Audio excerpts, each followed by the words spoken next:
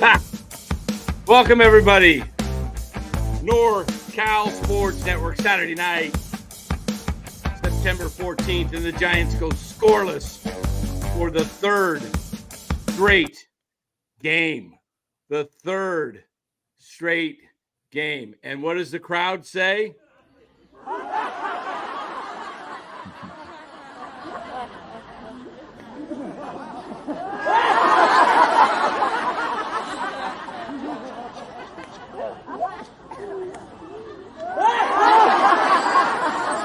We'll just roll this for 10 minutes. I'm in.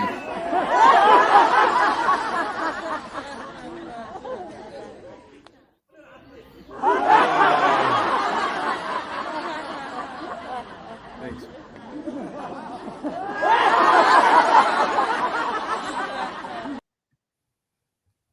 Yeah, Senior finally makes an appearance. Yeah, Senior, my team is sinking right now. But still close in all the categories. I can come back. But my fantasy team has found a way to just stop hitting all of a sudden for 2 weeks. So, Dan, before we get into the action, I get an alert from San Jose Mercury News. This was the headline on sports. San Francisco Giants embarrassed by Padres in third straight shutout loss. How bad was it? Giants seldomly played player winds up pitching for them in the eighth. Nothing else needs to be said. Yeah, it's bad. It's really bad, man. They are. I mean, that's the headline of sports. That's pretty bad in San Jose Mercury. That's what we need more of if you want to get rid of Farhan. Yeah. Yeah. So it's pretty pathetic what's this organization. You know, the club, you know, when they got 13 runs the other night and 17 hits, I said it'll be 3 or 4 games before they make up those hits. Yep. They're definitely not making up the runs in 4 games. They are now. How many hits tonight was it? I didn't even look. I was watching football. I barely watched this game. I was watching the Georgia game on one TV and this one on the other. Yeah, 13-12. I was hoping Kentucky would. A whopping 5 hits. 5 hits. So they got 5 the other night, and then 4 last night. 5, maybe 5, 4, 5. So they've gotten 14 hits in 3 games after getting 17 in 1. And you knew that was going to be the case. I told you guys this was going to happen with the Padres coming into town. The Giants beat them 2 out of 3, and I said Padres going to be angry coming into town. And if you're new here watching, I'm not a Padres fan. See, here at NorCal Sports Network, I've got all the hats put up there, every major league team's hat. And they're put up by standing. And hold on here. My plug just came undone here. Gosh darn it. The heck. Hold on. I got to get this. All right. So every major league team's hat up there at NorCal Sports Network, we put the winning hat on. That's all it is. We put the winning hat on. And it's just a little distinction. You know, I'm a Giants fan, but I'm not a homer either. And I refuse. Let me get those hats. Come on. Where are those doggone hats? I can't get the picture in there. There we go. There we go. Oh, the tragic number, Lew. We got to get to the tragic number, everybody. Did the Braves won? They beat the Dodgers. They beat the Dodgers again. Yeah, the tragic number, guys. Let's take a look over here. We're very close to burying Farhan. So 2 more numbers come off. All right, guys. There we go. The tragic number board. The Giants' tragic number is down to 4. We'll cross out that. We'll cross out the 5. Get all these out. And we will make it circle the 4. The tragic number is 4 for the San Francisco Giants, meaning 4 more losses by the Giants or a combination of 4 wins and 4 losses. So this could actually happen. Well, it will happen in Baltimore, as I said. Yeah. It's going to happen in Baltimore. And Dan, you didn't even see what happened in the late innings, did you? Your boy came back. I didn't even know he was going to pitch the rest of the season. Hicks. Oh, Hicks. I was watching the Cal game. 1 1/3, 4 hits, 3 runs, a walk and a strikeout. And it almost was worse. Wow. And why do you bring him back with 2 weeks left? There's no need to. Yeah, it makes no sense. Makes no sense.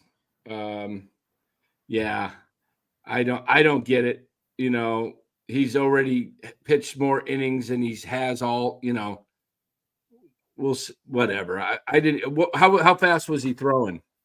I didn't really see that, but also someone we spoke about last night who makes contact all the time, Solano, he got 4 hits tonight. Yeah. You know, what's amazing is Farhan gets him and it's 3 seasons. And then after the 21 season, he lets him go. And the guy that's what they need is contact hitters. They don't have any in their lineup. They're all swing and miss. Same thing with Dubon, for Houston. Yeah. We gave him away for a box of rocks. Right. So, yeah, pretty crazy. Pretty crazy. Okay, let me look here. What have I got here? And another double-digit strikeout for the Giants again. Wow. That's unbelievable. Unbelievable, Lou. I don't know. And our 2 favorites went 0 for 7 again today. Conforto and Kratman. I bet you since he signed that contract, I don't think Kratman's gotten 2 hits. Oh, I think he had a good game or 2 afterwards. But you know what? He's streaky, and he's gonna go in. I said he'll go into a slump. You've been saying that all year. What? I mean, right now he's below 250 again. Maybe they should let him not play the rest of the season. So he does his average. They'll play him, and let me just take a look at the actual box score and pull it up, and I don't even know why. It's pretty embarrassing. There's nothing there to actually glean from anything positive. Is there anything? I don't even understand why we have Canna leading off. Yeah, it's who knows? Farhan's grasping at straws. McRae again can't hit anything. Yeah, McRae 1 for 1. So Chapman's down to 247. Yep, his usual. And you said he'd hit about between 220 and 240. Yeah. And I'm going to hold to that. There's still 13. Yeah. How many games left? 13. If he plays in 12 of them, he's going to get 50 more at bats. And if he goes into one of those slumps where he goes like 5 for 50, his average will drop into the 230s. Yeah. He's going to continue. He's going to start facing better pitch. See, these are playoff games for the teams they're playing. They're Especially playing with the Dodgers losing again. I mean, I'm not even sure. What are the Padres behind them? Like 2.5 now of the Dodgers? Why don't we take a look at the standings, Lou? Yeah. What a great idea. Let's pull up the Major League standings and we'll look at them. There they are. Okay. And it should be updated. Yeah, standings. 3.5. 3.5. They've gained two games in the last couple days. 3.5 and 4 in the loss column. So the Giants are exactly where they're going to fit. 15.5 games out. Worse than last year. You got to love it. I think they were more. I think they ended up more than that last year. I think they ended up over 20 because the Dodgers won over 100 and they only won 79. So they were over 20 out last year. Dodgers aren't having the same year. I mean, nobody in baseball, Lou, is going to win 100 games this year. Nobody. As the parity, especially how tough it is in the East. In the American League, it's impossible. There's only 2 teams that can win 100 games this year. Actually, 3. The Phillies, the Brewers, and the Dodgers. The Brewers have to win 14 straight. Phillies have to go 11-3. And the Dodgers have to go 13-1. So I don't think anyone does it. Yeah, being that far over, 38 games over 500, that's tough. Yep. I mean, think about what the Giants did when they were 107-55. Yeah. They were 40. Never happened again. It was a fluke. 42 games over. What was that? 55? Yeah. 52 games, Lou. They were 52 games over 500. How does that happen? Yeah. 52 games over 500. Unbelievable. But an incredible year. Makes you think what Seattle did the year they won 116 and they didn't even get to the World Series. Okay, Marcus says Hicks hit 98 on his fastball tonight. Okay. Yeah, I saw his first pitch, and the best leadoff hitter who we don't have hit it 417 feet off the triple alley wall. Yeah. Straight as an arrow.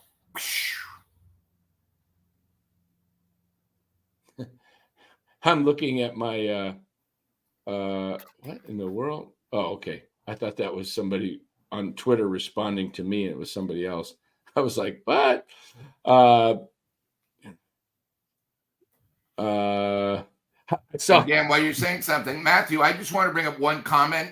Yeah, Farhan signed Kratman and Snell, but it was only a 1-year deal, really, with opt-outs.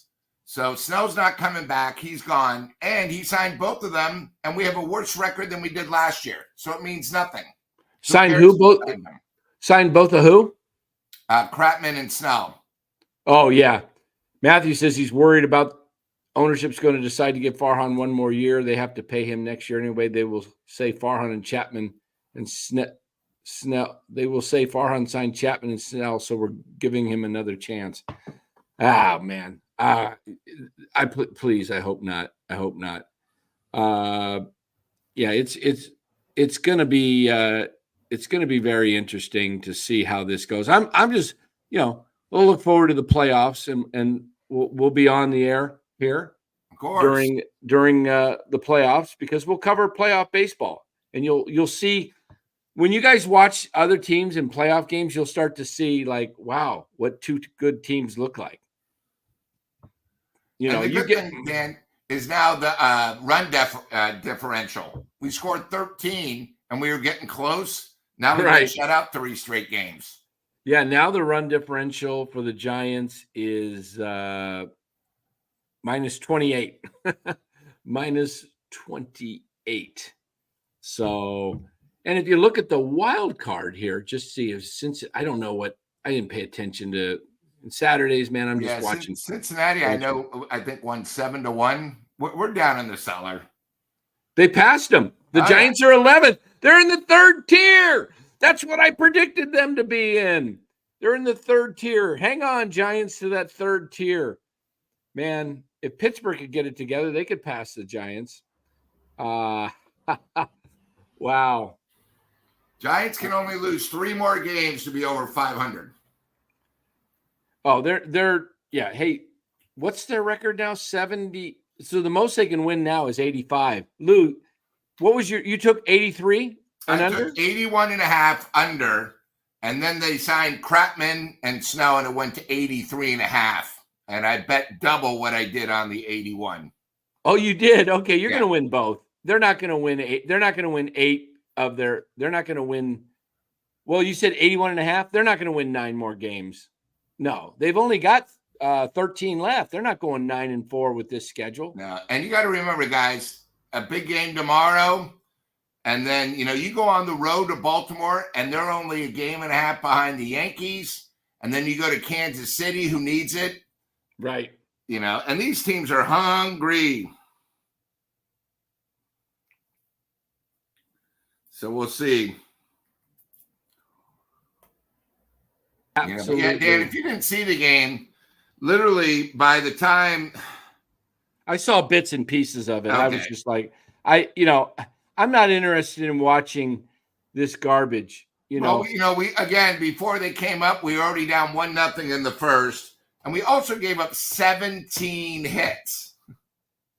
Yeah, yeah, exactly. And another happy crowd. They said 22,000, but it didn't look that much. Right. Yeah. I mean, so after tomorrow, there are only 3 games they have left at home is St. Louis, right? The final 3. Wow. And of course, that'll be for the Willie Mack Award, and then fan appreciation.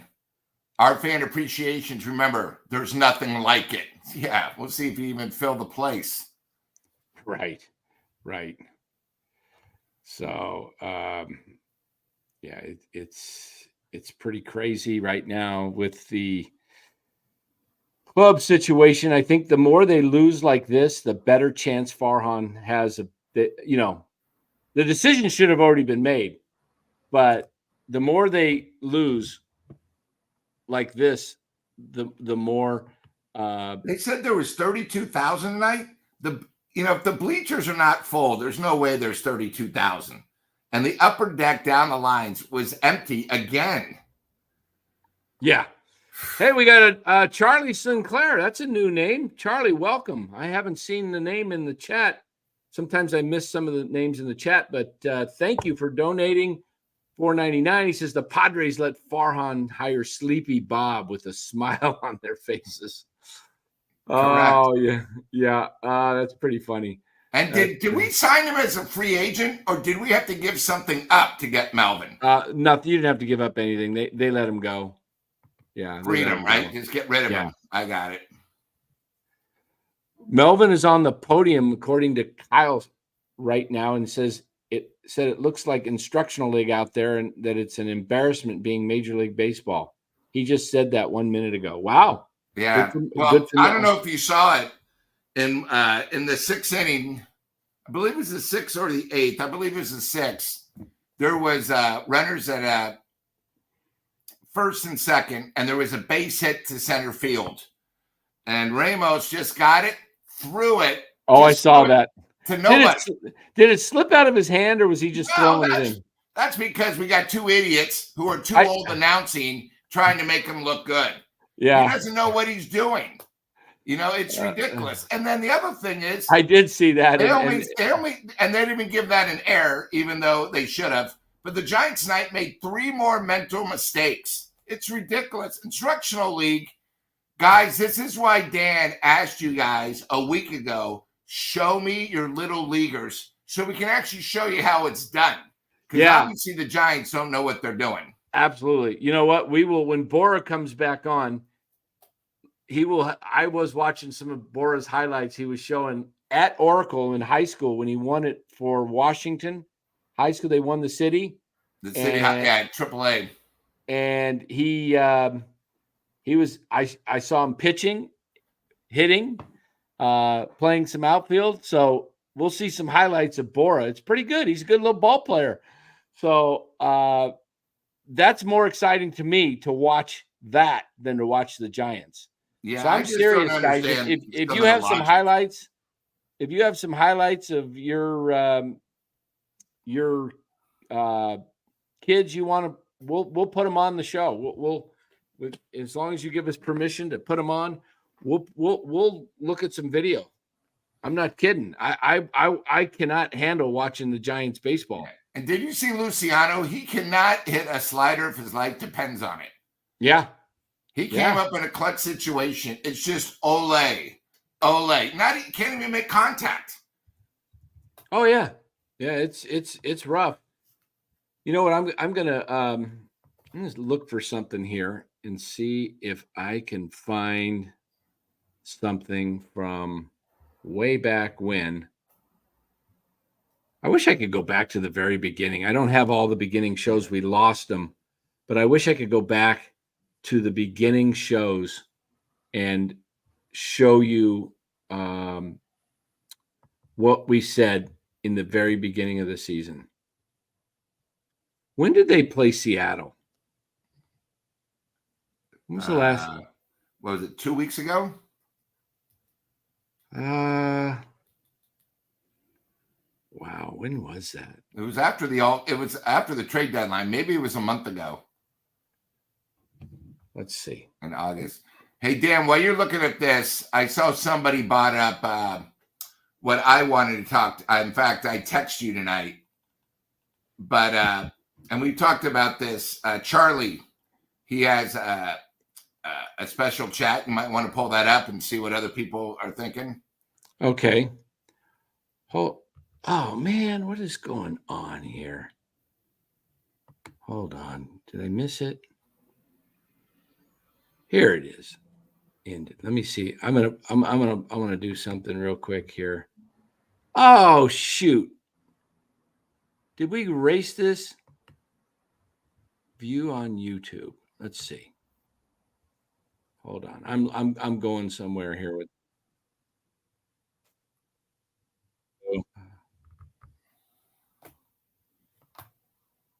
Hold on here. I'm doing something here real quick. No problem.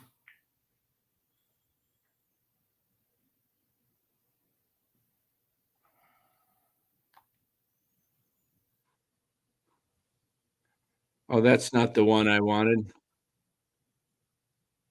That's not the one I wanted, Lou. Go ahead and cover me for a sec. Okay, no problem. Hey, I saw in the chat, Charlie again, $1.99. Thank you. Me and Dan have been talking about this, and we didn't, we used to never have this problem when Sean Dunston was the instructor for the challenge. But Melvin today did another challenge early. He's done one in the 3 in the first inning. This one was in the 3rd. That were so obvious. He doesn't realize why he should even have a challenge. Charlie, you're completely right. It was absolutely ridiculous. And then he has no clue, I think, even there is a challenge. I think people tell him and it's close. He doesn't check. It's an absolute disgrace. They were talking about the other day, he's 1 for his last 21. I mean, how can a manager be that bad on challenges? Wow. That means you have 2 problems. Your coaches that you hired are complete idiots. The other thing is, we're reading what Kyle said, that Melvin's on the podium. You're the one that hired these coaches. You're the ones that instruct these guys. You guys should all be fired. You guys are a disgrace. AAA, single A, San Jose Giants play better defense than what we have out there. It's a joke. The second half of the season's been a complete wreck. I don't know if it can get much worse. I'm hoping they lose tomorrow and they lose a whole road trip. Because then we'll have at least 12 straight losses. This team is going nowhere. I listened to Robert. Yep. Robert said we had the best pitching. Robert, what happened to our pitching staff? You tell everybody, don't worry about it. Don't worry about it. We have the best pitching staff.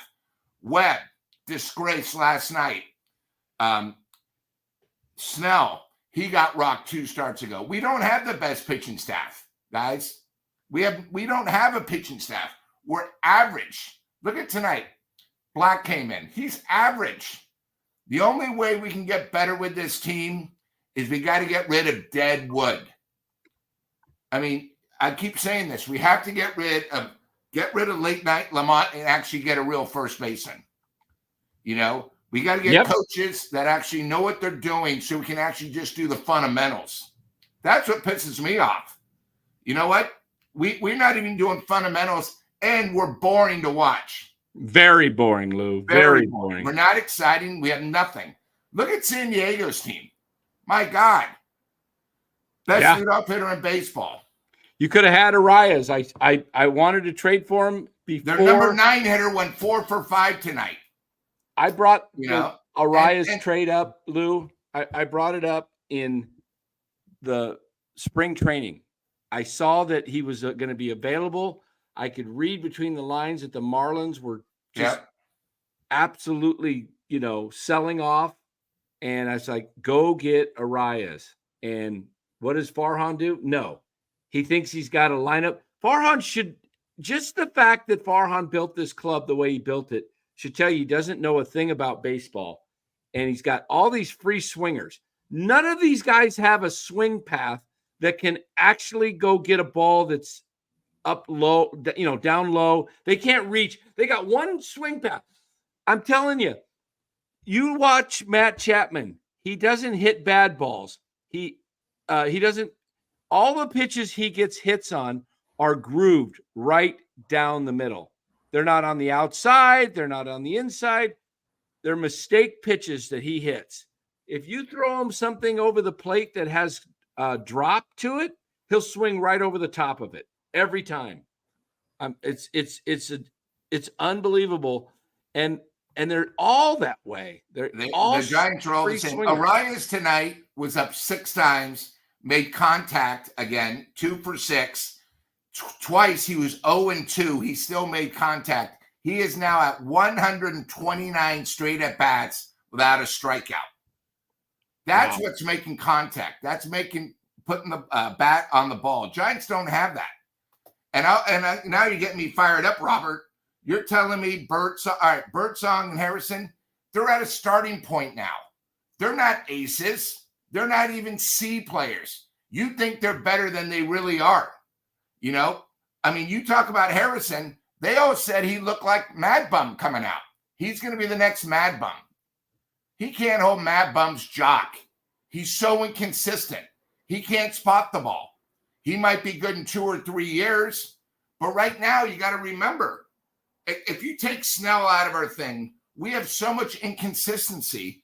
We don't even we had 6 starters to begin this season. You remember that, Dan? That was a big thing. What are the Giants going to do? Are we going to have a 6-man staff? Come on. This staff is so pathetic, it's weak. They're not that good. And everyone talks about Eldridge. Guys, if you weren't here last night, you missed the big $20 bet. Not $1, but $20. Okay? Eldridge will not be here until maybe late next year. So you got to figure out who is going to be with us when we start on the road in Cincinnati and Houston to start the 2025 season. I don't want the same crap. We got to get rid of half this team because we've had him for 3 or 4 years and we see it's not working. Late Night Lamont had 1 year. He's been horrible since then. And what I mean by horrible is, he's had a couple good hits, but he's not the same player he was. He's below average. He's not a good first baseman. Just go around the lineup and you'll see how inconsistent this team is. Look at all the teams that are in the playoffs that are above us. They actually have a real lineup. They actually make contact. They have a better bullpen than us. And they all have at least 2 or 3 guys that are either Webb's level or above. Come on. Right. You guys got to stop dreaming. Stop thinking it's going to get better. It's not getting better. The only way it's going to get better is we got to bring in new enforcements or admit, hey, guys, we're rebuilding and play all the youth. Absolutely, Lo. Pick a lane. Pick a lane. Been saying that for 1.5 years. Pick a lane. And the Giants blew it. They should have rebuilt a long time ago, and they chose not to. And now it's biting them. So, and why would Melvin want to come back with all these problems? When you think about it, Melvin may be just saying, this is it. I can't deal with this. I'm not having fun.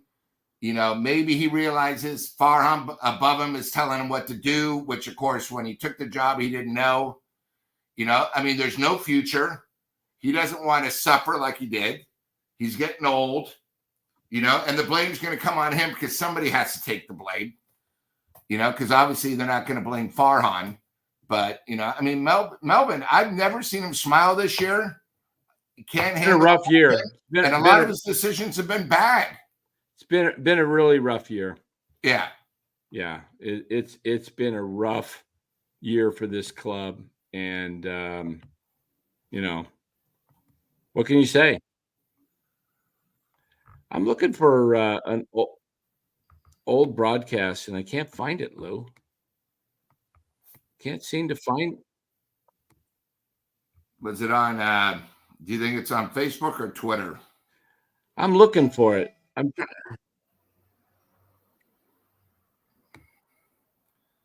Obviously, NBC Sports Bay Area might have something. Yeah. The problem is right now they're talking so much about the Niners, it's hard to get Giants info. Yep. You would want to write anything about us. We got some more super chats coming over here from Charlie Sinclair. He says his challenge was terrible. You mentioned that. Yeah. His challenge was awful. And he actually says, thanks, Charlie. And Charlie then comes and says Gabe Kapler was better than Sleepy Bob. I'm beginning to think, I mean, it's kind of crazy, but I mean, at least Melvin's, he's easy to listen to when he talks compared to Kapler. Kapler is bad. I mean, I think the Giants are lucky there's only 4 more home games. Yes, exactly. Thank you, Charlie. Appreciate the super chats. Rob C says Farhan is a dictator. Yeah. What is this? True, Charlie? Dan will never admit it, though.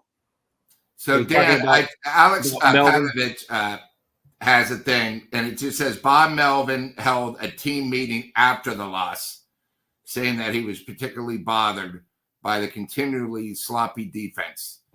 It's the big leagues. It looks like instructional league. So that's why we haven't seen it. It was just a closed-door meeting. Yeah. Interesting.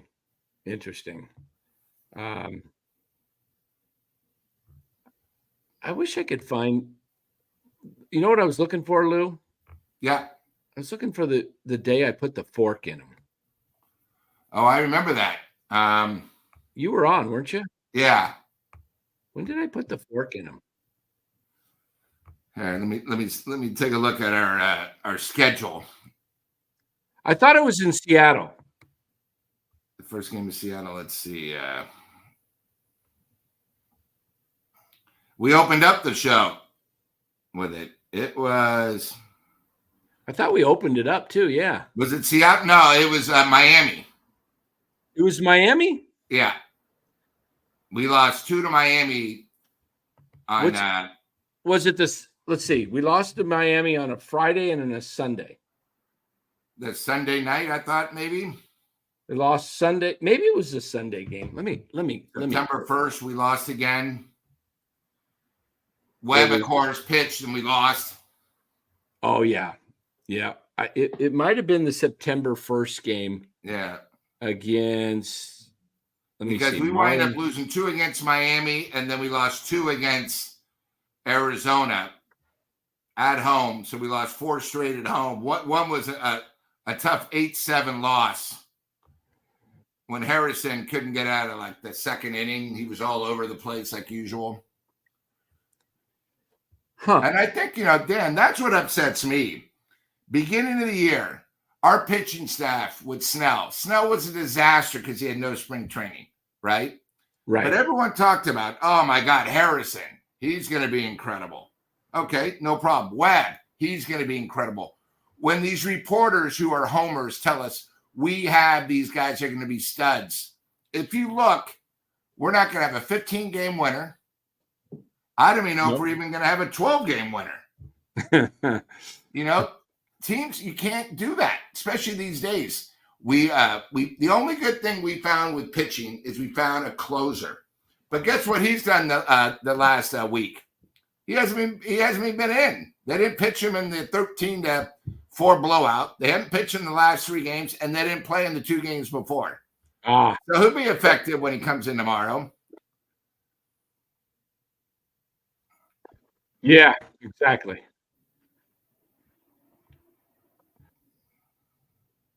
Let's see. God, we got San Diego, and then we go to Baltimore for 3, Kansas City for 3, and then Arizona for 3. Woo! Yeah, it's going to be – they may only win 2 games on that road trip. I think now it looks like they may go 2-7, Lou. I think it's What do you think? You think they win? You think they go 3-6 or better, or do you think they're worse? I think it all really depends on the first game of the series. Well, they got Snell because going. you have Snell, but if Snell gets chance. rocked, because Baltimore's a tough place. The ball flies out. You got to be your best. Like tomorrow, we have Roop. That doesn't impress me much. Well, at least they're playing the young guys. That's the only good thing. Yeah, that is the only. But again, good it's thing. a little bit too late. Right. We should have done this last year when we knew. You got to remember, guys. Last year, we've been saying the Giants. Actually, probably the last 3 years. Let's do this. The last 3 years, we were saying, guys, we got to play the youth. We got to play the youth. We got to play the youth. When you don't play the youth and you don't make the playoffs, you're now a year behind schedule. Yep. And that's the problem. Yeah, it's rough. It's really rough. Charlie, we've spoken about trying to go after Juan Soto. You're going to have to spend $500 million. Not that the Giants don't have it, but you got to remember, unlike Judge, where it's just us and the Yankees, the Mets want him, the Yankees definitely want him, and there are other teams that have better lineups that he wants to play for. That's the other thing. He's just not going to come here for the money. Plus, Dan found out last night Soto's actually 4 years older than really he appears. I think he is. I think he's 3 to 4 years older. I really do. Look. Well, just I don't want to beat that down too much, but just there's a huge issue in the Dominican with birth certificates. I mean, there's a history of Major League Baseball of players, and they're from the Dominican. And the fact that he came up at 19 and he was so successful at 19, that's better than Willie Mays was at 19. And you look at the rest of Soto's career, he's not even close to Willie Mays. He's not as good as some of the guys were that came up. He's not as good as Ronald Acuna, who came up at 20. What was Acuna, 20, 21? Something like that when he came up? Or was Acuna, he was right around 20. But he's not as good as Acuna. And he just looks like he's older to me. I do. I think he's older. And the problem is, if you bring him with us, he's going to get walked more than Bonds did, because there's no protection. Who are you going to protect him with? We have nobody. Right. Yeah, nobody. Exactly, Lou. I am still trying to find this. I will find it. The fork. You actually did it two nights in a row. You made sure people remembered. You remember this? And you had whoever beat us hat. You had the Giants hat with the fork underneath. Oh, another super chat. We got another super chat. Let's bring that one in. Kalba bringing it. Thank you, Kalba. Kalba Kaminga donates $10. Says getting rid of Larry Bear and Farhan would be a start. Time to bring in the old heads that knew how to build a franchise and set the tone for accountability. This ball club has been directionless. It's exactly what I've been saying, Kalba. Thank you. I've been saying the same thing. Bring back what was successful. Why would you get rid of people that actually look? If you guys know the history of the Giants, Brian Sabean built the Giants, rebuilt them twice. Why couldn't he have done it a third time? He rebuilt them for the first time in 1997. They were coming off a 98-loss team in 1996. They were awful in 95, 96. The 95 team was the worst team around, I think, if I can recall. Wasn't it the 100-loss team? Or no, that was the 85. That was the 85. Losses or 102? 95. I think it was the 85 team that was the 100 loss. 95 was in the 90s. 96 was like 98 losses. And then Sabean comes in 97, starts making trades, rebuilds it. They win the division, and they actually have 8 winning seasons in a row. Well, then there's a natural decline because, you're drafting late. You're making trades. You're trading off some of your farm guys. But then they go into the tank they start losing in 05, 06, 07, 08, 4 losing seasons in a row. So he rebuilt it a second time. During that stretch, he was drafting well.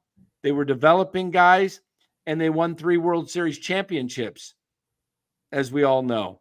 And then they kind of move off of Sabian, and they kind of move him out of the organization. If you watch the interview he was on with Larry Krueger about a year ago, he said that him and basically Bochy didn't leave the way he wanted to leave, and if you read between the lines, neither did Brian. Yeah, they were both forced out. Yeah, and you brought in a clown in Farhan.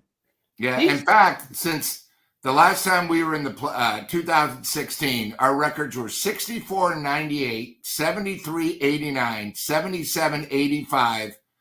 The COVID year, we were 29-31.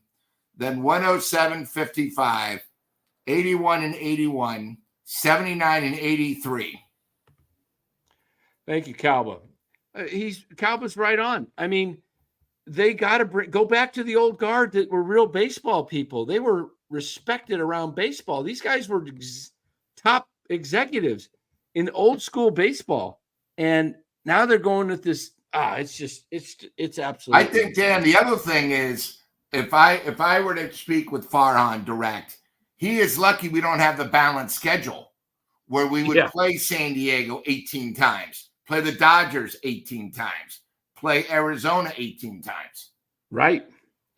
Instead we only play them 12 or 13, 13. He's lucky we don't have to do that. Right. It's ridiculous. It is ridiculous. Yes. Absolutely. So, well, you know what, Lou? I think what we need to do is we need to start picking our all-decade team from the 60s, 70s, 80s, each decade. Forget talking about this current club. It's going nowhere. As long as Farhan's here, guys, we're just spinning wheels. Seriously. You're like a truck who's stuck in the mud and you don't have 4x4. You don't have 4-wheel drive. You're just going. Can't get out of the mud. You're stuck in the mud with Farhan. In fact, that should be our next thumbnail. Stuck in the mud with Farhan with a or somebody in quicksand sinking. I think it's more like not even stuck in the mud. I think you're sinking. I think the Giants are sinking, and it's a slow. They're like the proverbial frog in boiling water. They don't know they're dying, but they are. And listen, guys, I'm all for Bryce Eldridge. Bryce Eldridge is going to be a great player, but he's not going to save this franchise by himself. If you think he is, then why didn't Shohei and Mike Trout get it done in Anaheim? Okay? Not going to happen with just Bryce Eldridge. You're several players away. You look at everybody they bring up. Nobody can hit and just drive the ball. It's pathetic. I was watching what game was I watching today? Oh, gosh. It was a left-handed batter, and he was using the knob. You know how the knob. Oh, the knob was below the bat? That's what's named for Cincinnati. Yeah. Cincinnati. And a lot of people are starting to use it. And I was trying to think who it was. And I was listening to the announcer, and they said, I don't know if it was Rizzo. It might have been Anthony Rizzo. But they were saying with 2 strikes, he likes to choke up. Choke up, yeah. And go the opposite way. And you could see his hands choked up just a little bit. Each inch you get a little bit more back control that Yep. you bring your hands up on the knob, and you know, I can't remember exactly what happened, but you could see with 2 strikes he was trying. Giants have none of that. There's not one player on the Giants team except Jung-Hoo Lee that actually has back control. None of them have any back control. 8 right now, it's 1 through 9. They're just like, just they don't shorten up their swing, nothing. And we have triples alley, but we don't use triples alley to our advantage. We try to hit homers and they fall 20 feet short. That's why they can't score runs, because they don't have any. They're no contact hitters. Yeah, and you got to get rid of the hitting coaches that are teaching this. You've got to learn to be able to shorten up your stroke with runners on. Even Bob Melvin said it the other night. He said, we got to make contact. You got to shorten your stroke up, your swing. They don't have that. No, I'm telling you, there's going to 12, 14, and 10 strikeouts in 3 games that we got shut out on. We have another super chat. Going to be massive changes. Calba again. Thank you. Sabian had the nuggets to get on the radio and take missiles from Ralph. Yep, Ralph Barbieri every week. Nobody from that franchise speaks to the fans. Instead, they have yes men in the media that do their bidding. Absolutely, Calba. I was thinking today earlier, man, I want to try and get Larry Bear on here or Greg Johnson. I would hit them so hard with questions. I would hit them directly and say, why? What do you see in Farhan that is worth keeping? Tell us fans why what you see. And then I would, whatever his answer is, if it was defending him, I would say, well, what about the results? Are you a results-based business or a hopeful-based business? Because, look, I can hope forever. But if the results are not there, you don't continue. I've had it, Lou. Yeah. I'm telling you, Buster Posey ought to either convince ownership that Farhan has to go, or he should say, you know what? I can no longer be part of Buy me out because I can't play. I can't be part of an organization that doesn't want to win. You cannot tell me that Buster Posey likes this platoon crap. Look, guys, Donovan freaking Walton started last night. Donovan Walton started. I don't care if Luciano's not hitting. He's a rookie who needs at-bats, and if he struggles and goes 0 for the next 50, so be it. Then you know what you got. He's either not capable of hitting in the big leagues, and he's going to need more development in the offseason, and maybe you send him to the Arizona Fall League again. He was there. DFA him. Move on. But you got to do something. Move on. You made a mistake. You thought a guy was good. He's still young, but I'll tell you what. Luciano is a guy that's going to do okay in the big leagues, but I don't think it's going to be with the Giants. I think he's going to go somewhere else, and somebody's going to develop him and appreciate him for who he is. And they will, just like Joey Bart, they don't recognize any talent. So, yeah, Robert, I do blame ownership. I blame ownership for keeping Farhan. I think if Farhan's back next year, guys, how do you get on Farhan's case when he's not capable, but the owners are keeping him? We've seen what Farhan can do. Why would you look if ownership gives the fans a giant FU, right? Next year and brings Farhan back? They're basically saying we don't care about winning. Senior says Luciano needs to go to a warm weather team. He had constant stiff back, and Oracle is not the place for him. Yeah, maybe send him to the south where it's humid, like Miami. That'd be a great place for him. Luciano, they might be interested in him because Miami, Atlanta, somewhere in in the South where it's very humid and muggy because you loosen up real quick. By the way, did you see the Florida? Florida, who are they playing? College football game today. Yeah, it was Florida Texas A&M. Yeah, it was a torrential downpour in the first half, and the fans were just, and the players and the coaches, it looked like they jumped in a swimming pool and they were just soaked. And I saw people in the fan, and I thought to myself, man, SEC, what amazing fans. The fans are just, I mean, just women, men, just soaking wet shirts. Some guys were out there with no shirts, no shoes, just walking like they were in their shorts and like they were at the swimming pool. I was like, man, there's so much better fans on different parts of this country. We got milquetoast fans out here right now, man. I agree. I've been saying that since the new ballpark and the Giants start losing. There's only maybe between 9,000 and 12,000 fans that are actually real Giants fans, real Giant diehards. And that's the reason why I came up with that number, is that was sort of the average number at the stick. You'd see the same people there. They go there for the love of the game, for the pastime.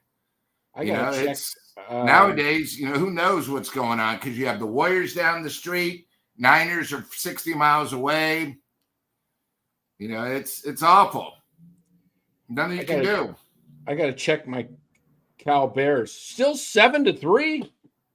Second half just started. I think San Diego State had an interception return, but I think it got called back because I saw the scoreboard change to. Yeah, and you saw Auburn had trouble today. So Cal's win doesn't look as good, but hey. Oh, shoot. Did Auburn lose today? No, they survived, but they were like a 45-point favorite and pulled it out late. Well, Cal's really struggling against San Diego State. Gee whiz. I gotta, you know what? Hold on one sec. It's on ESPN. Yeah, let me get this game on so I can and your buddy's doing the announcing. Dave Fleming, I know. Let me get the game on. That way I don't have to leave this show and go watch it, because I'd much rather watch football than talk Giants baseball, but we'll keep going. We'll keep going. So I got to keep the volume down here. One sec, guys. There we go. San Diego State. I got it on join live. Oh, Cal's driving. Look at this. 1st and 10 on the 40. Oh, is that late? Okay, you're ahead of me. Go, Mendoza. Down to the 5. I'm a big Cal fan, guys. My brother coaches there, and played there. So Dan, you saw that so there was a little rumor today. I was watching, I think it might have been CBS Sports. So you saw Washington State and Oregon State have invited the WAC back. Members of the WAC and the WCC to join him for the Pac-12. So they have 2 years to get 2 more teams to actually be a real conference. Touchdown Bears! And they were talking that maybe Cal and Stanford might leave the ACC and come back. Did you see that, Dan? What's that? So, they have Boise State, UNLV, I forgot who else, but they're Wyoming? Was Wyoming one of them? No, I'm trying to think who it was, but they were talking on TV that Cal and Stanford might come back to the Pac. Really? Yeah. Maybe they will after a few years. Just because the community is way, way, way too much, and they'd be the best in the West. So you got to do what's best. They would actually. I like those yellow Cal helmets too. Man, I love those old Berkeley, those Cal uniforms, man. Yeah, Blue so Boise State, Colorado State, Fresno State, and San Diego State. Yeah. We're joining Oregon State and Washington State. But they still need 2 to 4 more teams. If I was Cal and Stanford, I would say, you know what? give me money. Let me own the rights, for something. And instead of the ACC, you could be the Kings out here. Yeah. And you have a better way to make the playoffs. If you just win the Pac-12, you're automatically in the dance. Yeah. Yep, that would be awesome. Here's this is my brother at Cal. Right there. Back in 1980 was his last year. Played free safety. And then right now he's there as one of the God, I thought that was Ray Calcagno. Coach. My brother right there. Yeah, they look the same. Oh, go down. It tells you what he does. Yeah, he's actually. Yeah, it's funny because he's coach. So when I talked to Aaron Rodgers a few years back, ran into him early on, and it's been a while now. How long has he been there? Let me see. How long has he been there? 15, 20 years? Yeah. So he was there because I went to the game where they actually changed the overtime rule. And it was Cal against Arizona. It went to 6 overtimes. Trying to find. He's director of career development or something like that. He does. Now you tell me. It would have been great if I knew I had a connection at Cal to get Arizona floor seats when Arizona Wildcats would play Cal at Haas, but it's okay. Oh, yes. Yeah, let me know. I'm trying to do a little. You scratch my back, I'll scratch your back. Yeah, there we go. I'm trying to. Tariq Glenn. Remember? So this is what they. Bear Insider right there. So they work in career development. Cal's life coaches Glenn and beautiful. Yeah. So Tariq Glenn he was a pro. Is he in the photo when you were 18? What's that? Is your brother in that photo with you and the mustache that you took out last night? Uh-huh. Yeah. Yeah, he's in there. Yeah.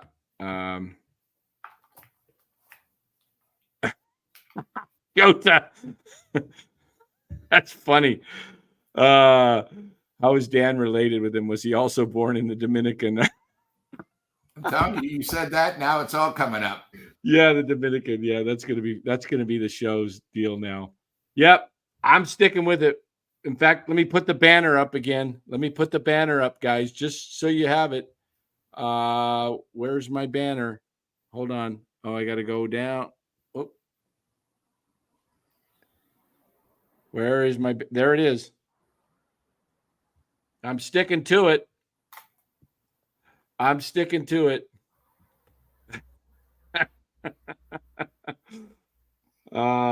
that's funny.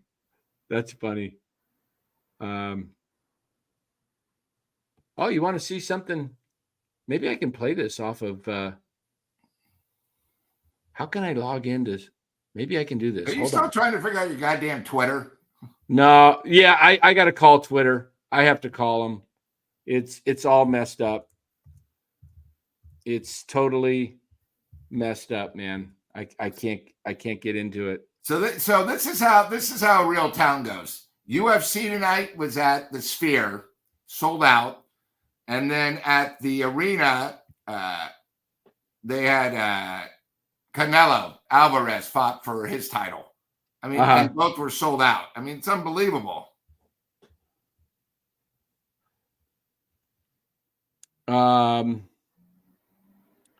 Yeah, I keep losing stuff. Hopefully Cal can actually put them away. San Diego State. I mean, you can't let San Diego State hang with you, right? It's no. ACC after dark. Yep. Hold on. Okay. Here. First of all, Ryan, Archie Manning First of all, you filled in today nice, but they played one of the worst teams in Division I. Okay, that's all I want to say. UTSA, San Antonio were good last year, but they lost 6 of their players that were studs last year. They have nobody this year. They're going to get clobbered everything. And Texas was like 39-point favorite. What do you expect when you're playing at Texas? I will give Archie Manning son coverage when they play a good team. When Texas plays Oklahoma, at the county fair in Texas, something like that. When they play a real team where he's got to lead them.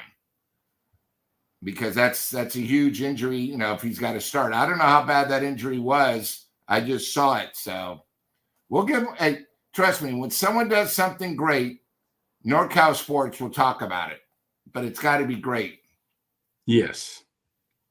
Absolutely. I agree, Lou. It's got to be great. We got so much going on in let's see we got a commercial break in the game. What was it? What do you think the greatest play? Do you think that the band is on the field was one of the best plays? I really think there's probably like a top 5 for that. That you got to remember, all that was is it knocked Stanford out of a chance to play in a bowl game. I know it was big locally, and it was incredible because it was a rugby team, but I'll give you a few analogies that might have been different. How about the Alabama-Auburn game to win the SEC when Alabama tried a 56-yard field goal at Auburn, and it fell a yard short, no time remaining, and the guy ran it all the way back to win the SEC. Pretty big. How about I thought one of the best plays ever was, and it wasn't even for the national championship, was Boise State against Oklahoma in the bowl game, the Fiesta Bowl. Do you remember that? Yeah. On third and 22? What year? When Boise State. Oh yeah, when he put the and well, then they did 2 plays. Put the ball behind his back. They had to score first. Yes. And then they did the Statue of Liberty right after to go for 2 points. If you remember, it was 3rd and 22. Oklahoma thought they had it. They did the play and they did the hook and ladder to score. Then they went for 2 points in the win. That to me, that's still very well known. The other thing, too, is I know a lot of people on the West Coast don't want to hear it, but one of the greatest college football games of all time was Texas against USC in the Rose Bowl when USC was going for back-to-back national championships. And Vince, did an incredible play to get, so, the Cal Stanford might have been the most unique, but I don't know if it's the greatest college play. Yeah. I think, and you got to remember, it was big out here because, it was a local event. Because they never mentioned it as the greatest college event. They just mentioned it as one of the greatest endings. You remember Joe Starkey, right? Of course. Here's Joe Starkey talking about the Cal-Stanford rivalry and some dramatic games. My brother was part of a dramatic finish to the 1979 big game. I'll play it right here for you. Is that with Cal had the great running back and Joe Cap was the quarterback? No, this was 79. This was Rich Campbell was their quarterback then. Did they have a good running back then? Lloyd something? I don't remember that year. No, I don't think so. Here we go. Let me go back a little bit. My brother's number 27 on defense. Officials conferred, the decision was reversed, and the Golden Bears were back on top 21-14. Under the field leadership of quarterback Kirk Schonert, the Cardinals still had plenty of time left to turn the game around. And it looked like that's exactly what they were going to do. 18 plays later, the ball rested on the California 1-yard line. A Stanford touchdown and 2-point conversion would give the Cardinal another dramatic come-from-behind victory. Schonert went to the air. The ball was intended for the sure-handed Mike Dotterer, but Cal safety Ron Cochemilio made a tremendous dive to knock the ball away from the Cardinal receiver's outstretched hands. After 3 long years, this big game victory belonged to the Bears. The 83rd renewal of the Cross Bay rivalry featured a strong Stanford offensive team led by quarterback John Elway. A potent Bear offense led by walk-on quarterback Jay Torchio, combined with a hard-hitting Cal defense, gave the Bears. That was pretty cool. Yeah, of course. I'm going to see if I can. I was looking for something that had a better. It was actually I saw something somewhere. It's funny because today you got all the great videos, right? And you can just pull up stuff. Yeah, back just in on YouTube. Yeah, that's the one thing I miss about not having the Pac-12 network anymore. Because they would always show the top players from the Pac-8, Pac-10, Pac-12, best games. I mean, to me, being an Arizona fan, I'm a little bit biased. But I don't know. Did you ever hear of a thing called the Leap at the Lake? The Leap at the Lake. You should put that on. Yeah, I'll have to. It was one of the most incredible plays ever in college football, but you probably never hear of it just because, it was, this is up in Seattle. This is where Arizona, people didn't know, but when the first year of the new championship came in, Arizona, we were 11-0 and we lost to UCLA. We wind up going to the Fiesta Bowl and we beat Miami 30-0. But if we would have beaten UCLA, we would have gone to the first national championship game. But we had to get through Washington, and they had a thing called the Leap in the Lake, where our quarterback actually got hit on the 4-yard line, did a flip in midair, and landed on his feet in the end zone for the go-ahead touchdown. Unbelievable play. I've never seen anything like it. And the announcers go, "Oh my God, did I just see that?" Yeah. So, yeah, it's hard. I mean, Cal and Stanford being local, I think, it's pretty dramatic, but you got to remember it's dramatic, but neither of these teams, Cal and Stanford, when you really think about Cal and Stanford, you remember how good they were under Harbaugh? They went 11-1 and they went 10-2. They beat Virginia Tech by like 38 in the bowl game. That's how good Stanford was in the last couple of years. I mean, again, they had a stud quarterback, but it was just one of those things. Hey, you want to? I actually found it. This is pretty cool. This is pretty cool. Check this out. This one. This is the actual highlights of the end of the game. Yeah, I remember Mark Hicks at Cal Senior. Check this. This is how you remember Barry Tompkins in the Bay Area and Ron Barr. Of course. Yeah, they're doing this. They used to do the games. Here's the game, and this is the final drive of the game. I think my brother was in on like 3 of the final plays. He basically won the game, helped preserve the game, I should say. But let's check this out. Watch. I've got I was there at the game. Watch the final drive. He's number 27. But watch how many plays he's in on at the end of the game. Let me pull it up here. This is actually better highlights too. Okay. Here we go. Is this all? There we go. Here we go. No HD back then, huh? Nope. He was matched up against Greg Bracelet. That's Ron Barr. Bracelet and Darnell. This is the final drive of the game. Up with the reception. There's 3 yards short though of the first down. Ken Marjoram, he was an NFL player. Him. 3rd down and 3. Big play for the Cardinals upcoming. Tyler to the near side. Handoff goes to White. Tries the outside. Play is contained and he makes the tackle. Teron Hill and Pat Graham at the 37-yard line. 4th down play upcoming, and I would think the Cardinals will have to go for it. One of the criticisms of Stanford is that on 3rd or 4th down plays, when they needed to pick up the yards, they've been very. The game might have been on Viacom back then. Instead of going with what they do best, which is maybe going to a tight end on a delay over the middle or to a back out of the backfield, instead they decide to run. Biggest play of the ball game upcoming. 2:49 to go in the football game. 3 wide receivers in the ball game for Stanford. That is Marjoram in the slot. Banks to the far side. Tyler to the near side in the shotgun. 4th down at 4. Schoner will throw over the middle. Tyler makes the catch at the 27. Slips the tackle, gets to the 22-yard line. 1st down Cardinals. That's my brother. Emilio makes the tackle, and Stanford is back in business. Andre Tyler keeping great concentration as the ball is thrown over the middle. A lot of noise here in the stadium. You have to credit Shonert with being able to get the play off. He faked to the right and then goes to Andre Tyler, who's playing against Fred Williams, and he gets the first down. First down, 10, Cardinals at the 22. Pump fake that time by Shonert, showing great poise. Over the middle to Tyler for the first down on a 4th and 4. In the I formation now. Play action. Shonert will throw. Looks for Marjorie. Throws over the middle for the tight end. Bo Braceland gets his hand on it. Can't hang on in the end zone.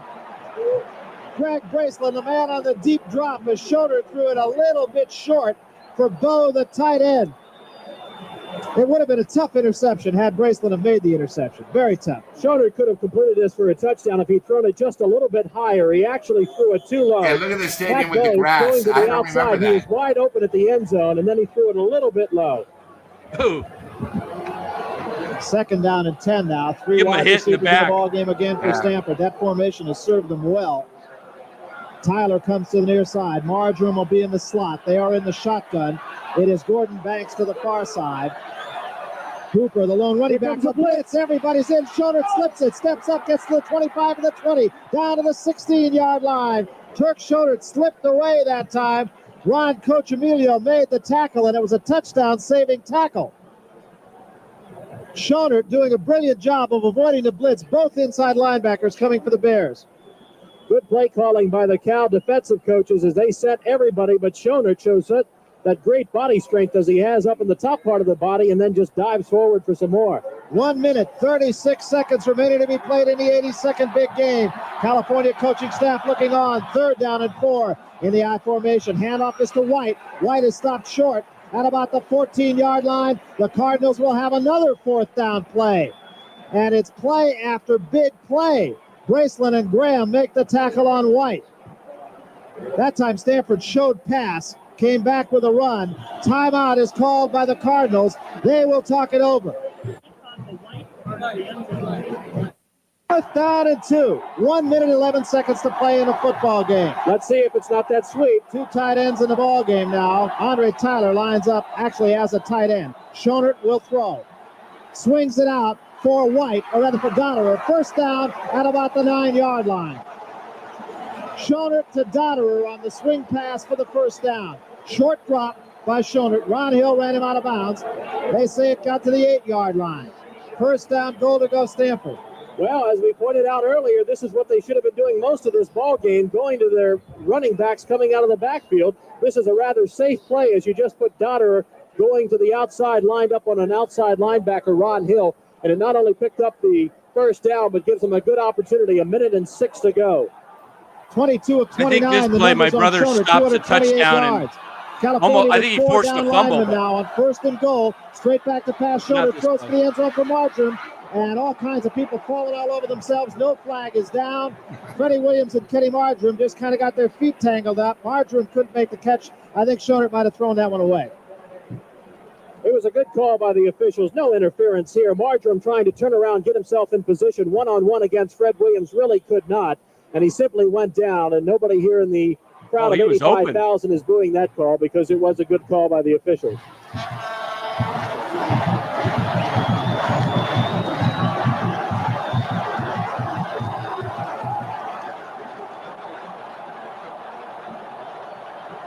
Back to pass is Shonert. Shonert throws for the end zone and throws it out of bounds, intended for Tyler. Well defended that time by Ahmad Anderson.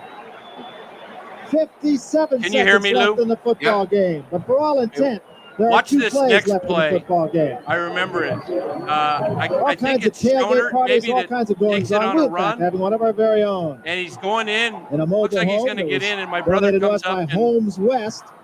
stops They have a him pretty good about idea the for ski 2-yard line. enthusiasts. You can rent a mobile home from Homes West. Would like information about that? You need only call 664-9001. I think he hit him. He might have jarred the ball loose. That's I think, and Stanford 664-9001. recovers. 57 seconds left to be played in the football game now. To the near side comes Marjoram. Straight back to pass to Shonert. A lot of time. A late blitz. Shonert rolls away from it. He's got room to run. Gets to the 3-yard line before he is stopped at the 3-yard line. Fumble the football. And I believe the Cardinals have it. Shonert rolling away from the blitz beautifully. And he has shown an awful lot He has shown an awful lot. Stopped at about the 2-yard line.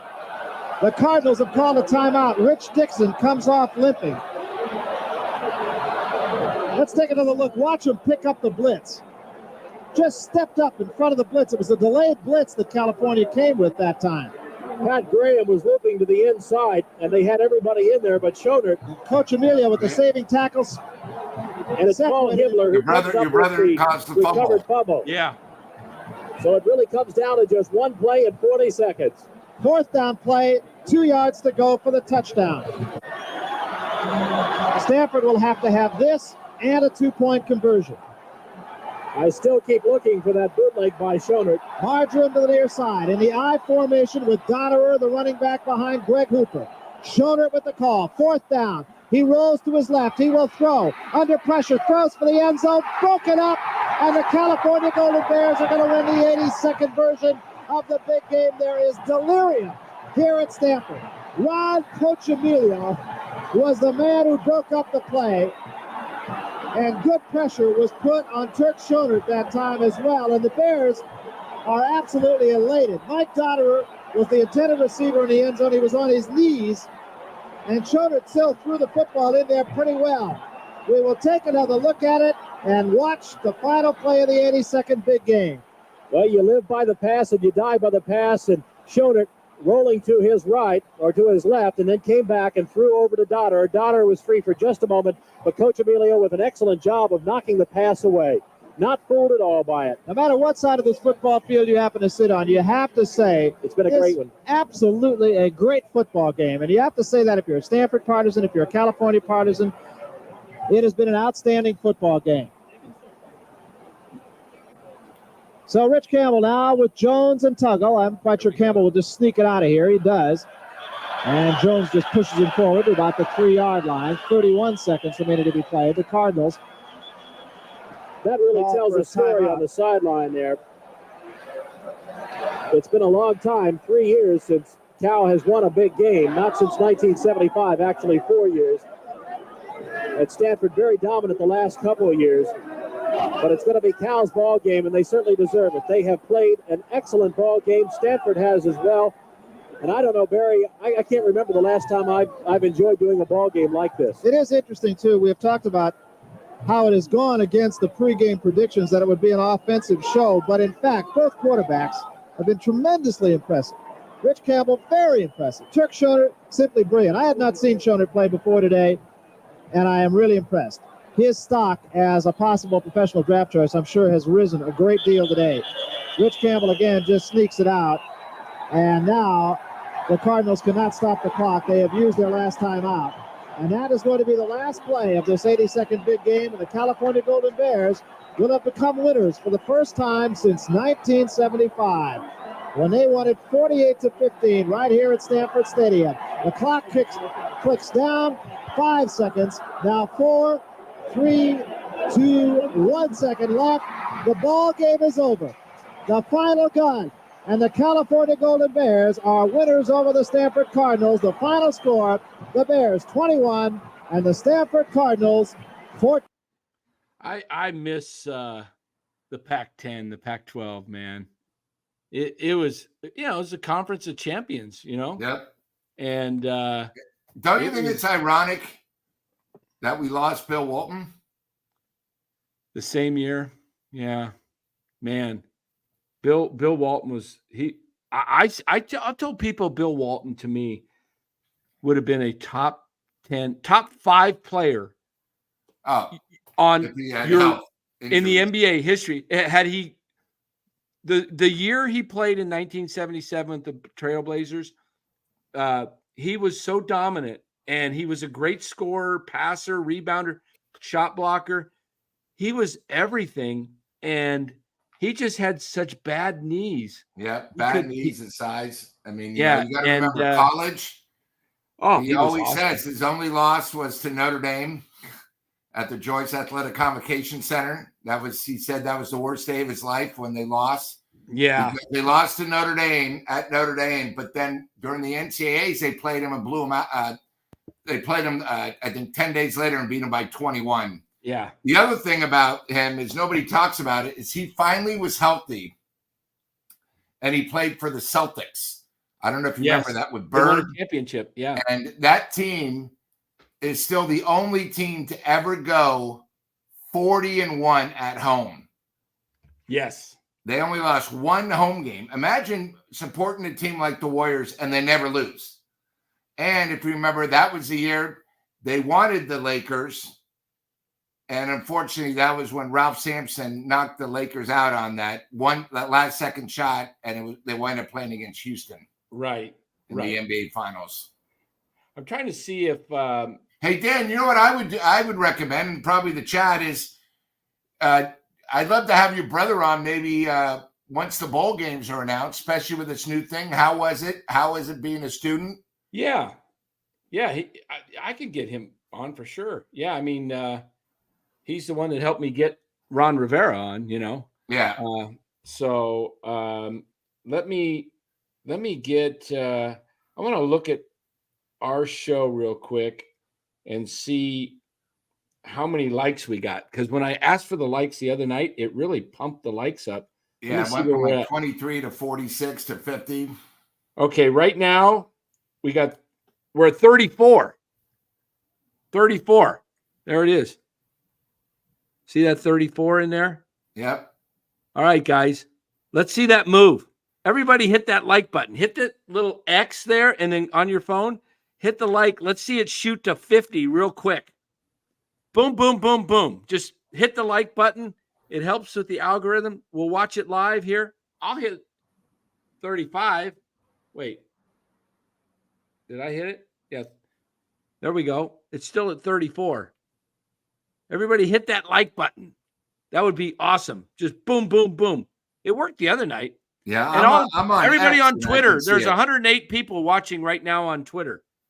If you would go over to YouTube, would greatly appreciate the like and subscribe over on. If you're watching on Twitter, we don't get the subs on YouTube. Helps us push the show out more to more people with likes and subs. So right now we're at 36. Can we get to 40 real quick? Come on. 40. That's not very focused there. Come on. That'd be great. 36. The other night, man, it shot up to 80s. Yeah. Something. So Dan, did your brother get drafted or think about? No, he was CFL? a free agent. He was a free agent with the Minnesota Vikings. Okay. And back in 79, God, they no, he was a free agent in 81. His 81. last year with Cal was 1980, I believe.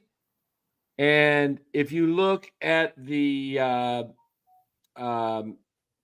show you some funny names. You want to see some crazy stuff? 1980. Oh.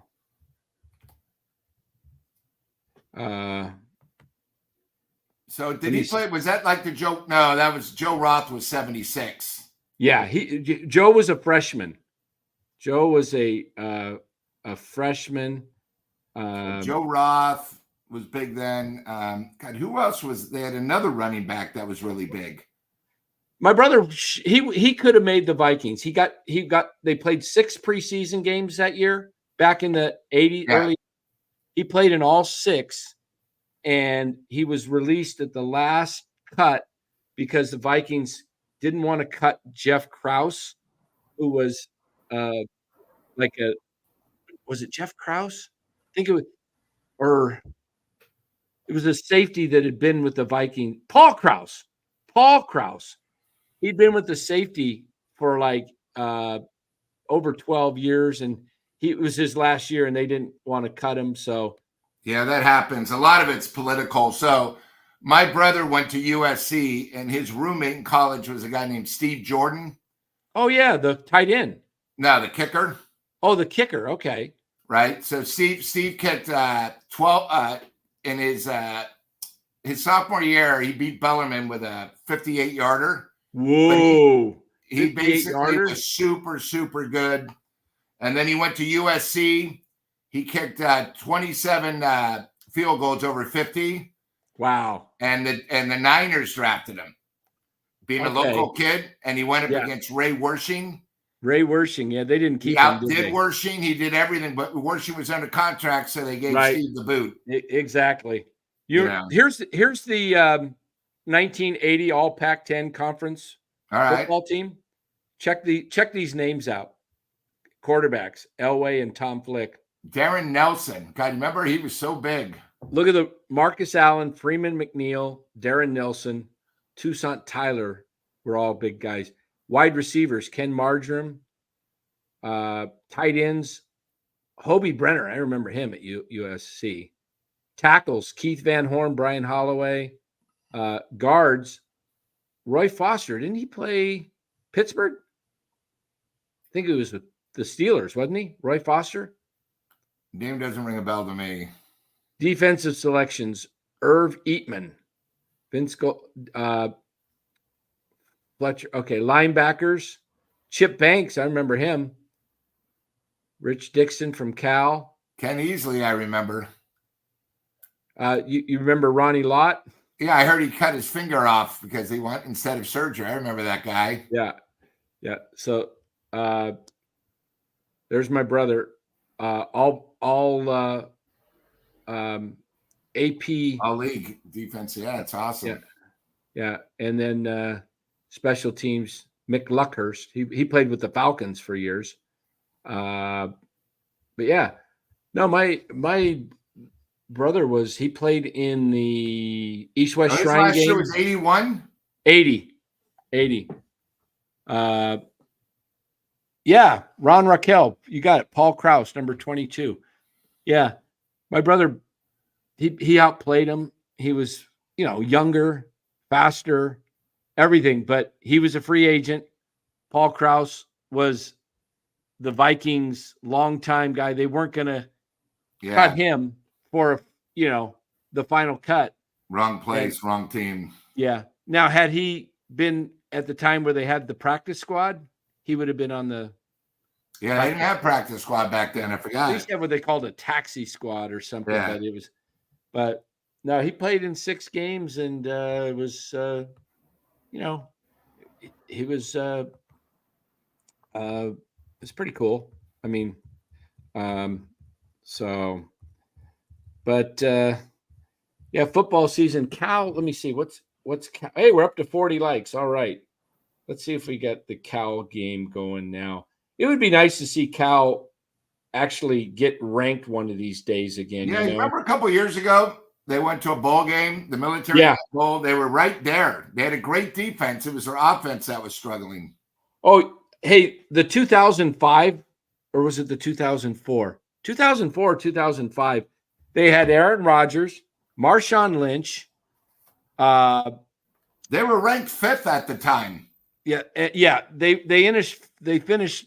They were 4th or 5th going into the final game, and they won. And then they missed out on the bowl game. They gave it to Texas, Vince Young, and then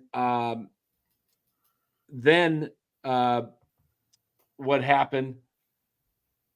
They got beat in the what do they call it? Holiday Bowl in San Diego, and then a year or two later, they were ranked number 2 or 3 in the country, and all they had to do is beat Oregon State at home, and they would have been ranked number 1 because number 1 and 2 lost. Oh, and they lost in overtime, if I remember. Yeah, and they would have been ranked number 1, and it would have been and then it just didn't happen. But but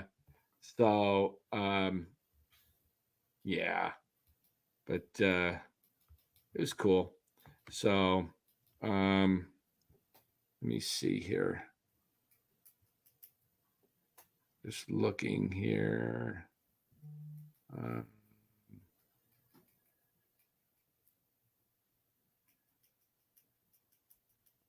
Where did this guy go?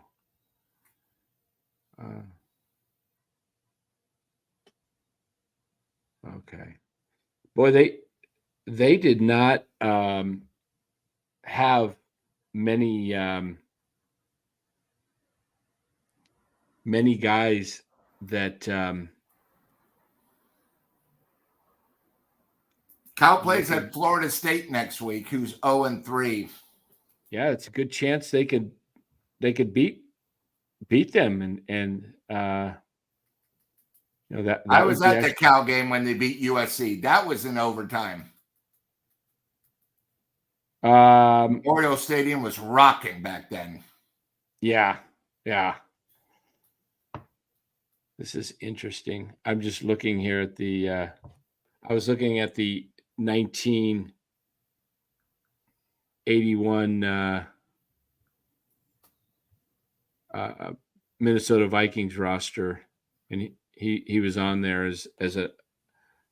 They only had 6 undrafted free agents, but yeah, pretty cool. But Philip says his friend's kid played for Washington State and was drafted by the Chiefs. Yeah, that Rogers Cal team. You're right, Robert Brown. I was at that game and barely lost to USC the next year. Yeah, they were. That was the year they went 10-1. They were at the 5-10 yard line, first and goal, and they fumbled. They could not get it into the end zone at USC. They would have beat USC second year, but they couldn't get it in the end zone. Yeah. That's the one thing about the Pac-12 is the Cal USC matchups were memorable, and then of course Stanford USC were memorable. Oh yeah, the Stanford SC games were unbelievable. Stanford had their number for a while. Yeah, and because I think in that time when USC was dominant, they only had 8 losses, and I think 5 of them were to Stanford in like a 6-year period. Wow. Yeah, that's right. That's right. Let's see what's going on in the Cal game. That when both coaches, so you had Harbaugh for Stanford, and of course you had Pete for USC. Yeah. And then they went to the pros, and it made Seattle and the Niners such a big rivalry. Yes, exactly. That was awesome. Wasn't that great? Cal's up 21-3 now. Yep. And driving, go. He's going to get in. Oh, they called a penalty. A great touchdown run but I see a flag. I think it's going to get called back. Jeez. Looks like they got a. Yeah, they're going to call it back. That stinks. So, yeah, it looks like their offense. I guess this Mendoza, he's not too bad, the QB? Yeah, he's not too bad for I don't know how again, the ACC is wide open this year for Cal. It really is, because Miami's really the tough game. But they got him at home. They're literally the top. So if you can knock them off, you got a chance. And that's going to be a big game. October 5th at Cal, stand behind the ropes. That'll be the biggest game of the year. That'll be the biggest game they've had there probably in 10 years. You know what? I might come up for that game, Lou. If Cal is undefeated, I think I might just come up for that. What week is it? October 5th. Okay. Miami, they might be by that time maybe like 6th or 7th. Cal will be like 20th. Who knows? Maybe game day might be here. Yeah, that would be nice. Because the rest of the schedule is manageable. Right. The ACC is not that great this year. And it's to be determined what the game time will be.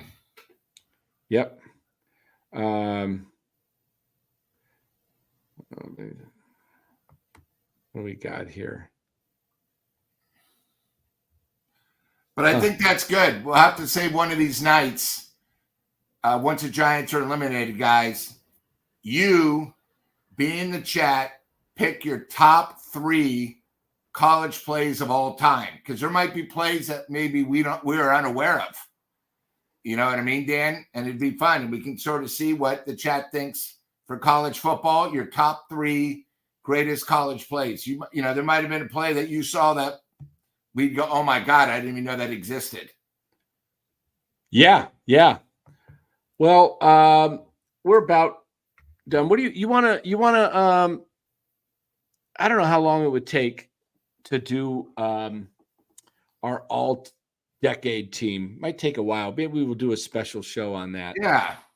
We'll do a special show coming up on the Giants. We got to find something to talk about other than the Giants season and talking about signing Juan Soto, right? I mean, Juan Soto, guys, in case you didn't know it, is really 28 or 29 years old.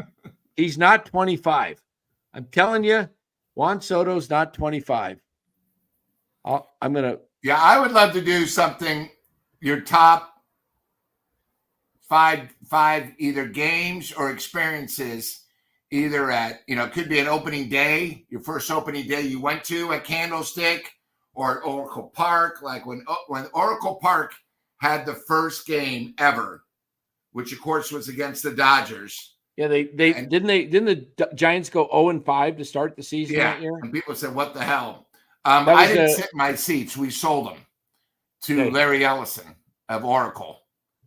He paid for them, and me and my dad, we sat behind home plate and the 300 level. The only time I've ever sat that high. But hey, it was the first game. You had to be there. In fact, if you remember in that game, the Dodgers shortstop hit 3 homers, and he only had 8 for the whole year. First game. But yeah, I'd love for, we'll pick a night when the Giants have a day game, and you guys tell us your 3 or top 5 greatest moments either at Candlestick, and this is only the Giants, or Oracle. You can be mentioning a World Series. You can be mentioning a playoff game. Maybe you were there when Bonds, I was lucky enough to see Bonds 500, 600, and 700 homer, and they all were there. In fact, my ex-wife asked her if she remembers. I literally knocked her out. I was so excited, jumping up for joy. Maybe your best experience at Oracle. At Candlestick. We all remember Mike Ivy's grand slam. Mike Ivy, a grand slam, 5-3 off the Dodgers. Sutton. I was there. Sutton. And then I was also there at one of the that most was an opening day ever when Steve Sachs, the second baseman, had a little problem. Oh, he had the yips. Yeah, had the yips, but I think he had a problem where they thought I think earlier in the season he had a problem with the white powder. So between a doubleheader, I forgot who the Giants manager was, but the Giants lost a tough game in game 1, and they all did the Tutorutski to him, and there was a big brawl between games. It was unbelievable, But that's the one thing, Oracle Park is great, but Candlestick, when it was a full boat. Oh, I loved it. 58,000. Yeah, there was nothing like it. It was so loud. 18,000 more than what Oracle holds. And they used to get 59 in there on some days, packed in. Yeah. I loved it. I was at all the playoff games in 1987 with St. Louis. I was there at the Hackman. Yeah. Those night games, weren't those incredible? Incredible. They won they won games 4 and 5. They lost game 3 to go down 2-1. Yeah, and then game 6 we lost 1-0, John Tudor. Yeah. Well, if you go back and listen to Dave Dervecki interview, you'll hear about it. It was relived, painfully relived. But I think Robert, you're right. Candlestick had knowledgeable fans. Cal's up 24-3 with 13:27 to go in the 4th. Now you can put a fork in it. I think it's done. Yeah. The one thing I remember opening day. Were you there when the earthquake hit? No, I was coming to the. I was going to the game. I was living in Southern California, and I was coming up for the game, and I decided, I'll just couldn't make it, and so didn't work out. The game I remember opening day, I think it went extra innings. It was either a walk-off or an extra inning game. 1978, 9, I can't remember what year. I'll have to look it up. John Tamargo hit a walk-off home run. John Tamargo. You remember? He was a backup catcher.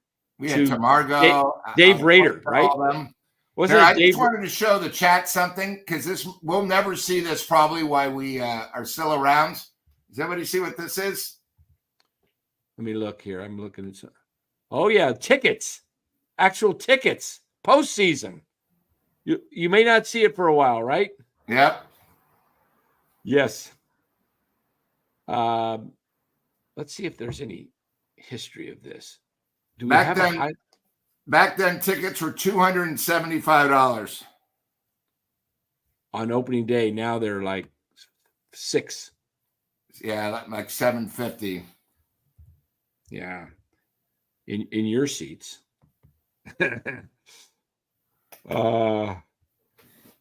I'm looking for the John Tamargo walk-off homer, but I don't see it anywhere. Yeah, who would have been some of the greatest Giants I saw? I mean, like I said, I was a big fan of Darrell Evans because I thought he was pretty good.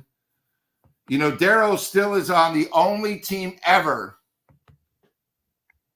to have 3 guys hit 50 homers on the same team. Oh, with the Atlanta Braves. Atlanta Braves. It was it Dale Murphy? Nope. It was Hank then. Yep. Hank. Darrell Evans and hold on. Don't tell me the other one.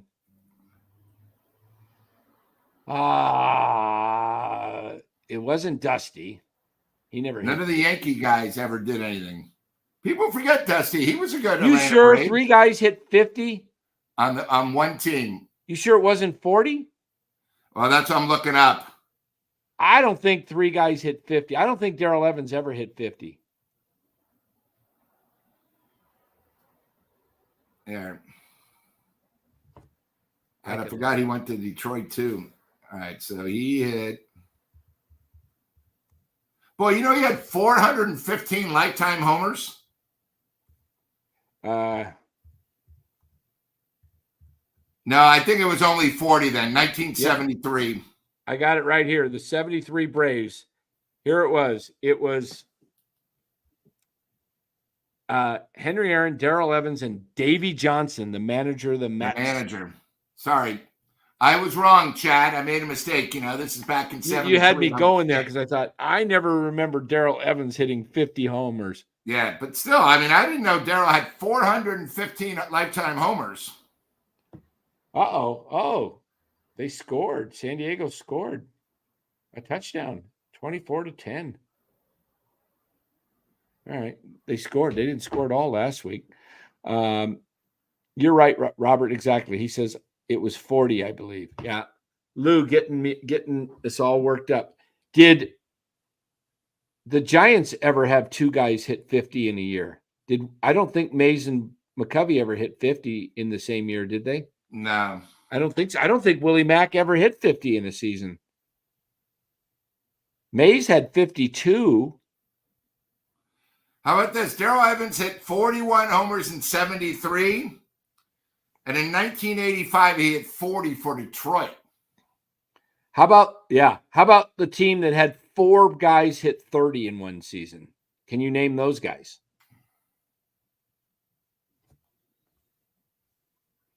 Can you name those guys? Was it a National League team? It was. Was it a National League West team? It was. All right. Obviously not the Giants. So it's either the Big Red Machine or the Dodgers. Or let me think. Did Houston or San Diego ever have it? No. So it's either the Big Red Machine. Reds, no. Or the Dodgers. The Reds may have done it. I know the team that did it. So it wasn't the Reds. It's got to be I'm trying to think if Houston ever had big years. The Dodgers have done it twice. In 1973 or 77, I think it was. 77, and they did it in 97.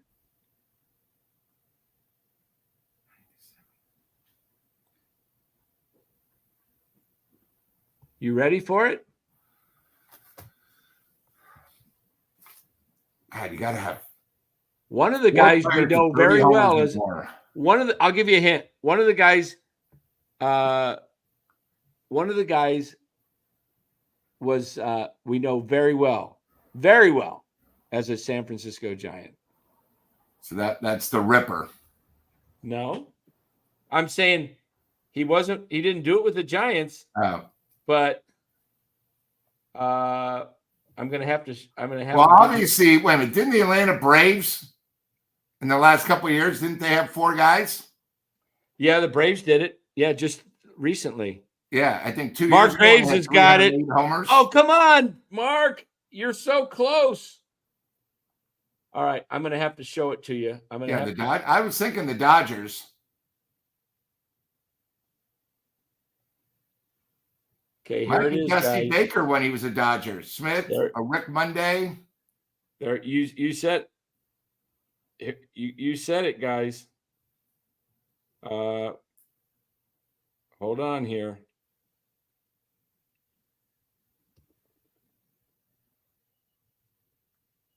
Dusty when he was a Dodger. It was Dusty Baker. Let's see if Mark Graves got it. Yep, Reggie Smith. It was Reggie Smith, Dusty Baker, Steve Garvey, Monday? Dusty, and Ron Say. Probably half of them are against the Giants. They killed us. Oh, they killed us. That's what I think led to so much hatred. Now, the young people today growing up probably hate the Dodgers. I don't hate the Dodgers as much as I used to now because I'm just older and I don't really, it's not a rivalry anymore. So what's there to hate? It's not even a contest. And so you don't even get like, I mean, people forget when the division was set, we were rivalries against the Astros for a while because it's always us two going for the title. I mean, God, trying to think, the Padres really were never that a big rivalry. I mean, we won a couple titles down there at Jack Murphy, but that was never a big rivalry. Nope, it never was. And I mean, I think probably the best rivalry we've had in the last 50 years, the Cardinals, because we always had to go through each other to get to the dance. Well, it's always the Dodgers still, but yeah, besides the Dodgers, I mean, here's the thing right now that the Dodgers and Giants, what is a bigger disparity, Lou, in your opinion? The Giants facing the Dodgers or me getting into the ring with Mike Tyson? It's pretty close. Pretty close, huh? Because I would be out in, I mean, I think I would fall over if I just looked at Mike Tyson. I don't even think I'm serious. One punch by Mike Tyson would kill me because I've had so many concussions. I think what's amazing about the Dodgers this year is a lot of people in the chat, especially Robert, keeps talking about injuries. Are you aware that their whole entire starting staff has been on the DL? I know it's unbelievable. And Gosman's got elbow pain again. He came back the other day pitching, and he's injured again. So it's one of those things. It was Ron. That was, tell you the truth, the one thing about the 1987 when they clinched, that was when the Giants weren't on Comcast or any of that BS. That was when they were on There's Only One 2 with Gary Park. You remember that, Dan? Oh, yeah, Gary Park. So he actually interviewed Will Clark because what happened is the Giants clinched in the locker room. I don't know if you remember. They had to have, I think it was somebody else had to lose for them to clinch that night. And, of course, it happened. And then Will Clark was loaded on champagne and said every curse word, and it was live. It was great. Mark Graves, KTVU, There's Only One 2. When they were normal. Now they're worse than CNN. It's so bad. So liberal. Wow. It's unbelievable how bad they've become. Yeah. So, boy, I'm just looking here at my fantasy team, and did it take a dive today? Wow. Pathetic.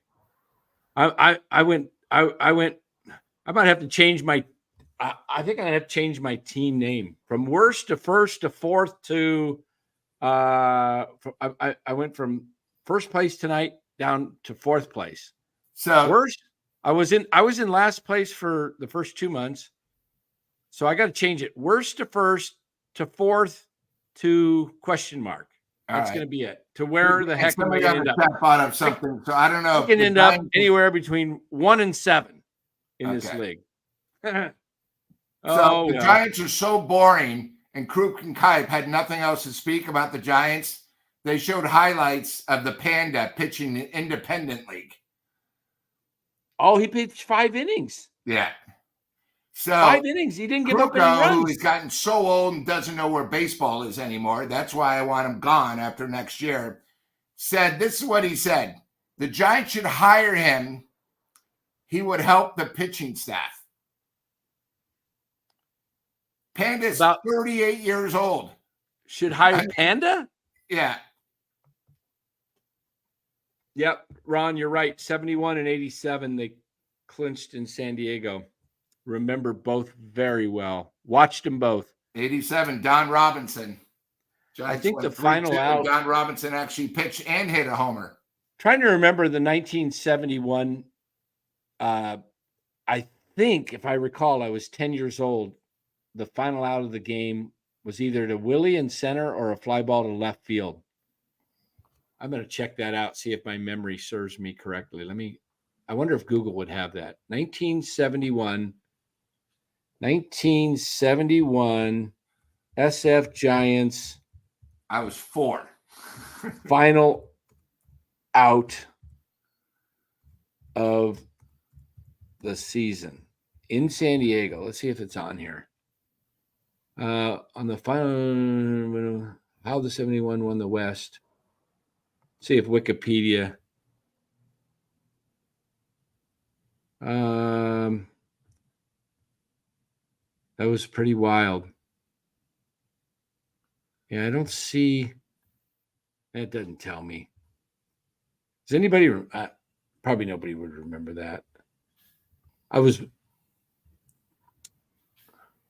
But that was the last year of Russ Hodges with the Giants, I think. He ended up passing away. Yeah, you want to know who was on that team?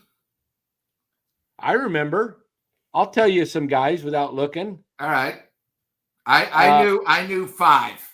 All right, I think I know 5 or 6 or maybe more. All right. First base was McCovey. Yep. Second base, Tito Fuentes. Correct. Shortstop, Chris Spire. Boy wonder. Correct. Third base, was it Jim Ray Hart? Nope. No. Third base. Give me the initials. AG. Oh, Alan.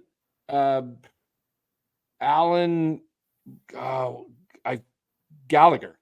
Yeah, Al Gallagher. Al Gallagher. Okay, good. Left field, was it Kenny Henderson? Yep. Center field, Willie Mays? Yep. Right field, Bobby Bonds? Yep. Pitching staff or catcher was I don't think he was playing Dick Dietz? Yep. I got the whole lineup. Okay. Pitching staff, Marichal. What about, do you know any of their utility players? Some of them were pretty up big. One you mentioned already. Ken Henderson? No. Jim Ray Hart? Who did I mention? Yeah, Jimmy Ray Hart. Okay. Jimmy Ray Hart. King Kong. Who? King Kong. Dave Kingman. Oh, Dave Kingman. That's right. Dave Kingman. And then one who we traded for no reason to the Cincinnati Reds. Oh, George Foster was on that team. Yeah. Unbelievable. Unbelievable. All right. Yeah, the pitching staff. Marichal, Gaylord Perry. Was Mike McCormick still on it? No. I think he left early, yeah. Perry, Marichal. Was Bobby Bolin on that team? No. Should I give you a hint? One of the guys? Give me a hint. One of the guys is, do you remember when the Giants in 1973 had 4 aces on Sports Illustrated? And he ran our farm system for a while. Scouting.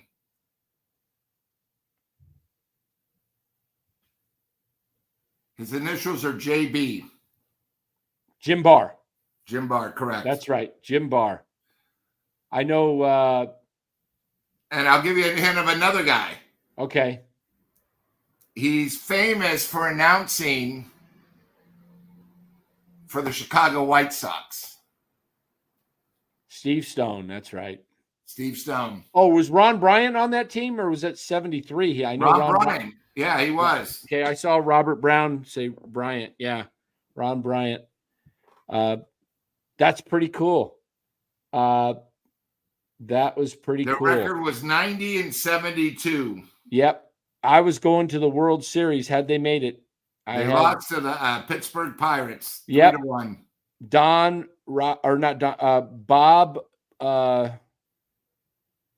Bob Robertson killed the Giants in the playoffs for the Pirates. Yeah. Ron Raquel, John Cumberland, Don Carruthers, Steve Stone, Ron Bryant. They beat the Dodgers by 1 game. Yeah.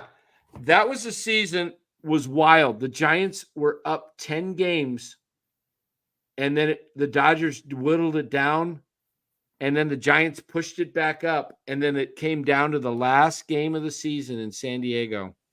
And sort of like what happened when San Diego played us? Yeah. You know what the score of the 71 game was, the final game of the season? I think the Giants won 1-0. If 1-0? Let me look it up. 1971. So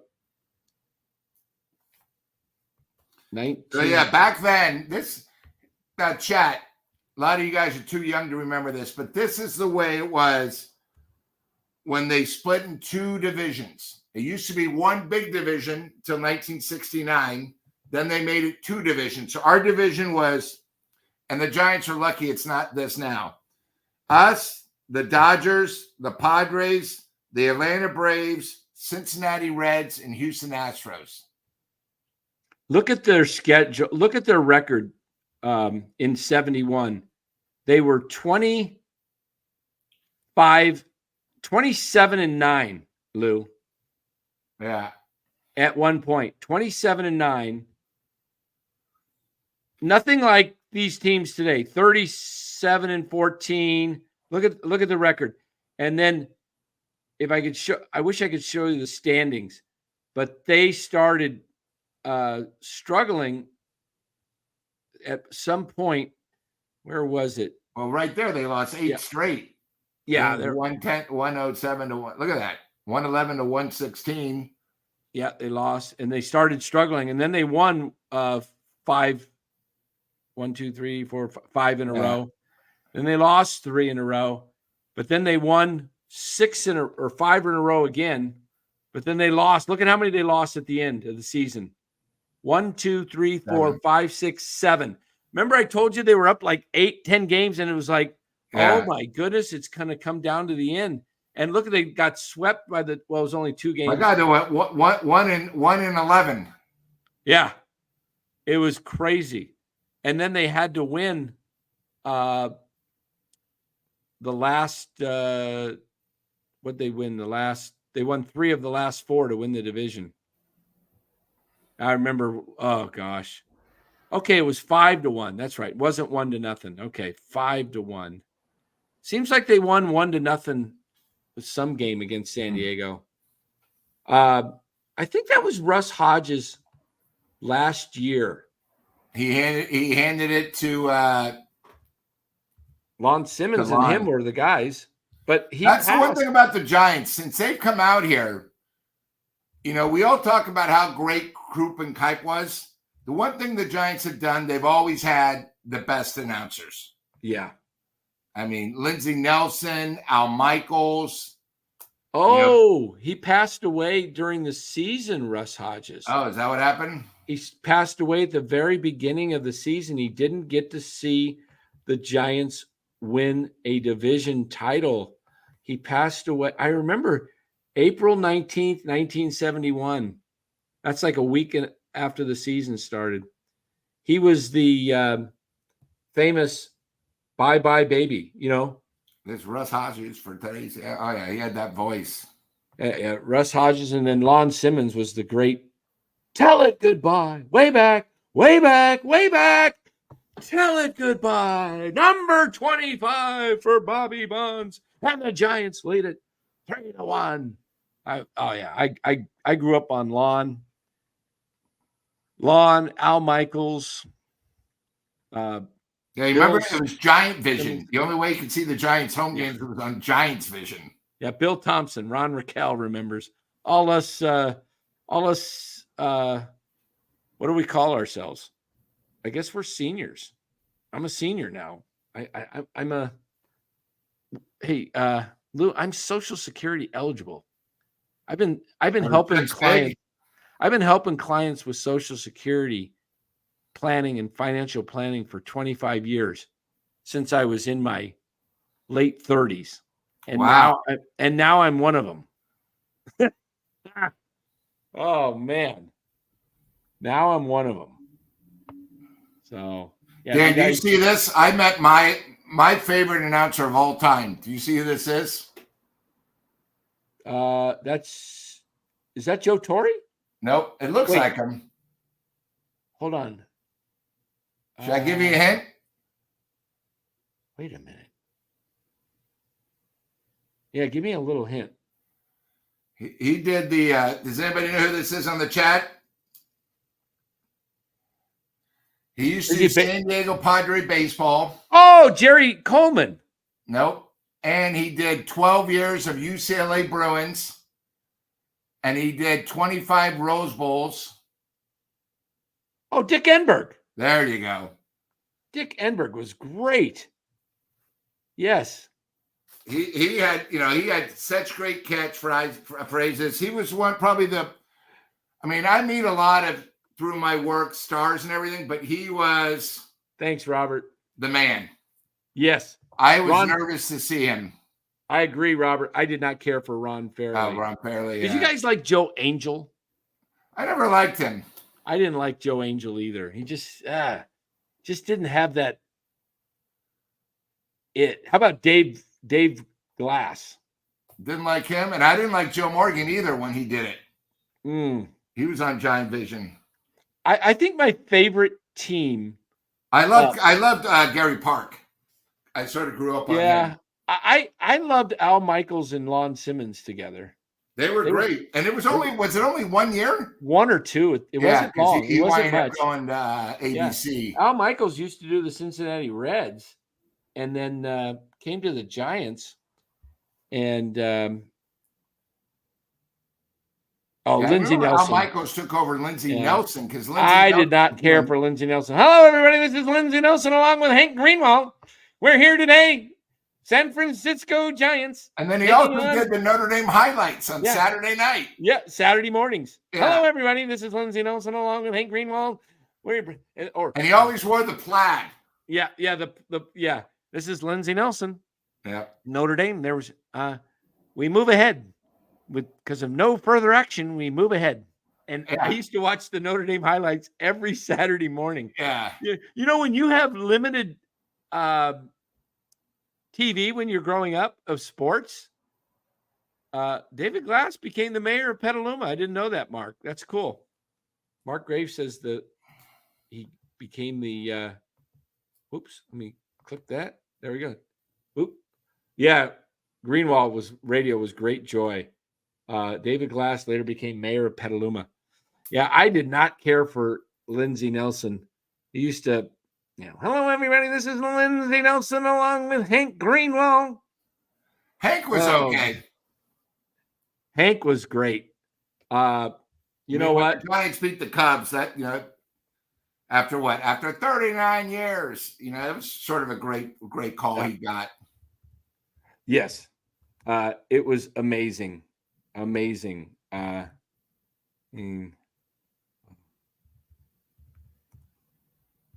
Giants. Yeah, that's right, Spence. Dick Enberg. Oh, Dick Enberg, NBC Sports. Remember him and Merlin Olsen? Yep.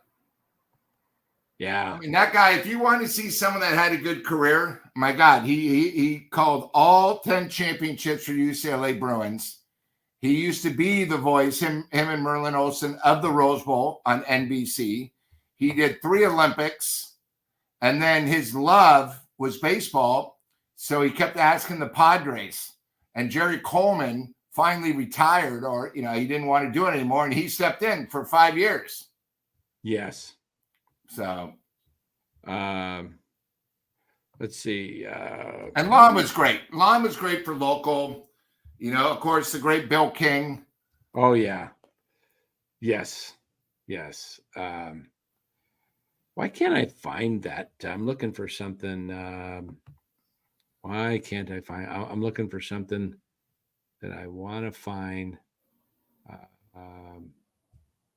Let's see. How are the likes? Better likes? I haven't looked here. Let me look. How's our likes, guys? How are they? Where are we at? Somebody tell me where we're. I got to keep switching my phone back and forth. Let's see. Let's see what's going on. I forgot to check the Cal game too. Let me check the Cal game. Only like 5 minutes to go, and 31-10 with 3:44 to go. Cal's going to be 3-0. 43 likes. Ryan says, "Let's get past 50, guys. Come on, everybody, hit that like button." We got 180 people watching combined on YouTube and on Twitter, X. Hey, if you're listening on X or watching, just go over to YouTube real quick, if you would, please. It would be greatly appreciated. Go on to YouTube, hit the like button, help us out. That would be awesome. All right, Dan, I have 2 questions. One is, who are we putting in the coffin's photo? Has anybody emailed you photos? Yeah, let me look my email. email. A few things that Farhan looked great in. Guys, we got to come up with. I don't have anybody that sent a photo. Yeah, guys, I picture a few photos that I would do. Guys, look, the coffin. Hold on here. When we go, there it is. The tragic number is down to 4, where the Giants are officially buried. I buried them on March 28th, opening day. I did. So I never had hope for this team. Never once did I think this team would contend. Remember, guys, I said they would finish in the 3rd tier of the National League, and right now they are 11th, and they're in danger of falling to 12th. Look, guys. I put my money where my mouth was. Yeah, you sure did. San Francisco. I got the Padres at 40-1, so I'm okay. Tragic number. There it is, guys. Check it out. So we got 50 people in YouTube right now and 132 watching on Twitter. Interesting. Nice. Is Twitter taking over?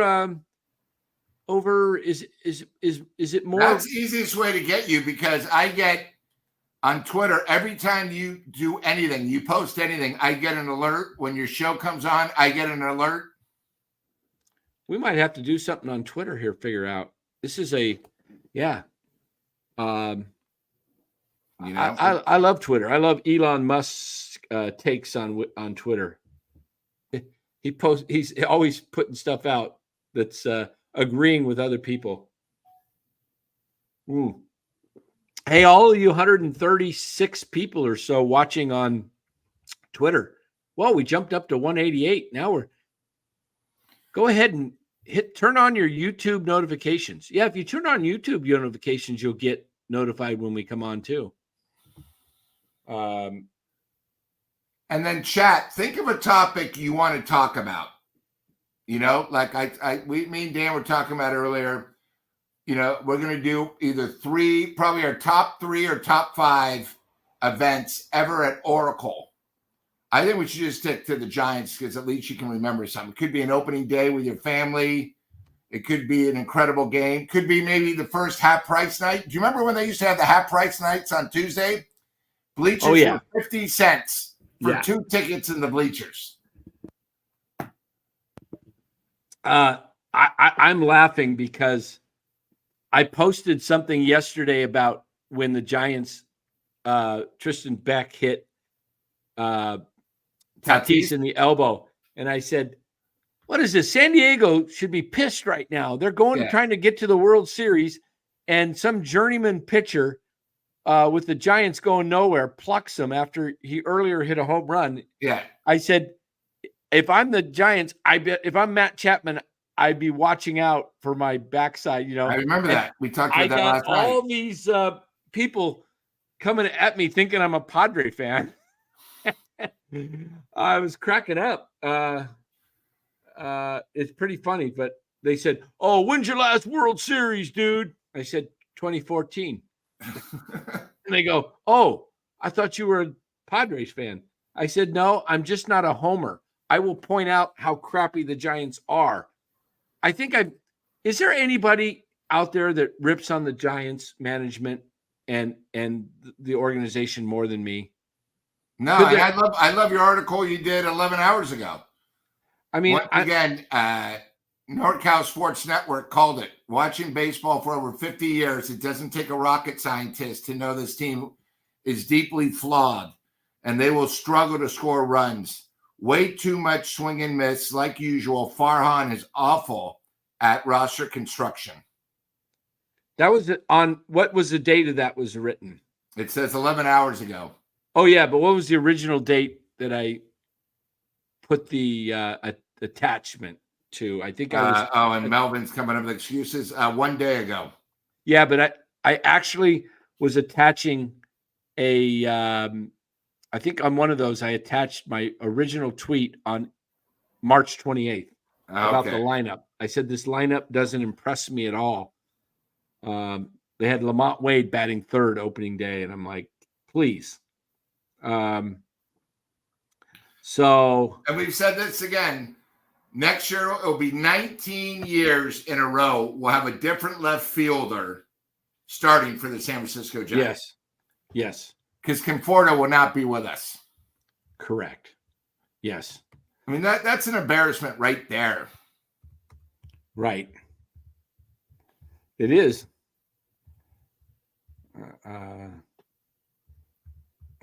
19. Well, tomorrow's a day game. Of course, they're doing the celebration of life, the great Orlando Cepeda tomorrow. Oh, yeah. So, yep. It should be an emotional game. Who knows what we're going to do? For you guys, everybody, since I know it's getting late, Niners, 10 o'clock start tomorrow. That's right, 10 o'clock. Minnesota. Yes, 10 o'clock. That's right. Man, we're at almost 2 hours and 15 minutes. Yeah, we're gonna head out. So people can get a good we're gonna head out. I was looking for something, I couldn't find it. I'm gonna see if I.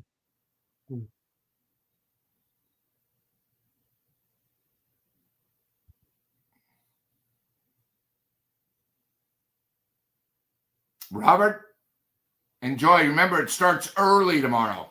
Yep. All right, we're gonna end the show. Well, I think it's either 12 or 12:30 to honor Cepeda. So, good man. Enjoy yourself. Probably one of your last games of the year. Let's end the show with this, guys. You ready? Yep. Here we go. Great one. I was there. And Superman has done it again. Here we go. Here we go, guys. Oops. Mitch Williams.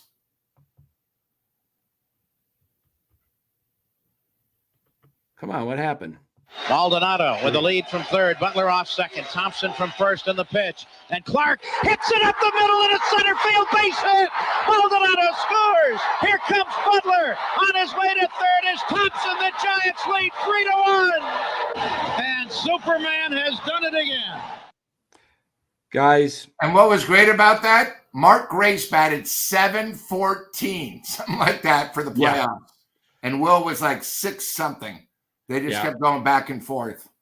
Yep, guys. Thank you, Harish 71.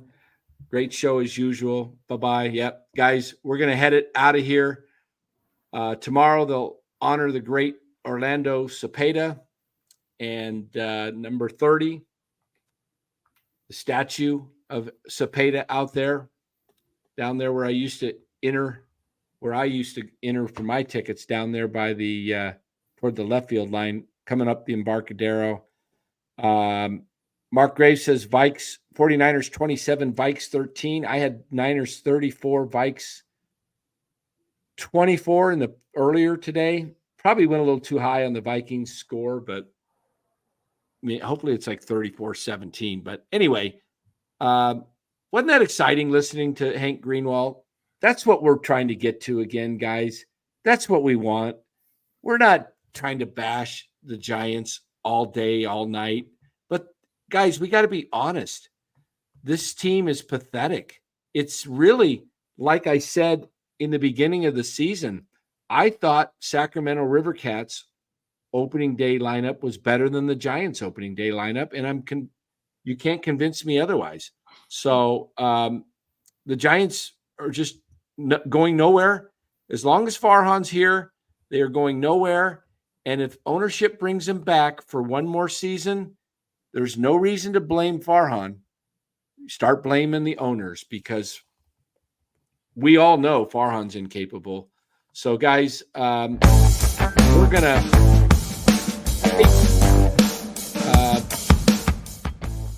turn that down a little bit. So we'll be back tomorrow night after Sunday Night Football. Okay? Sunday Night Football. We'll be probably doing a 49er post game during the Giants game. Okay? So probably catch us here for the San Francisco Giants post game with Larry Krueger sometime probably around 1:30 tomorrow, right smack middle in the Giants' meaningless game. So thanks again for joining. Thank you, Lou. Thank you, chat. Thanks, chat. We really appreciate you guys. Best chat in the world, man. We got an awesome chat. Love your guys' commitment to NorCal Sports Network. Appreciate you being here. And we'll see you tomorrow. Go Niners. Have a great Sunday, everybody. Talk to you guys tomorrow.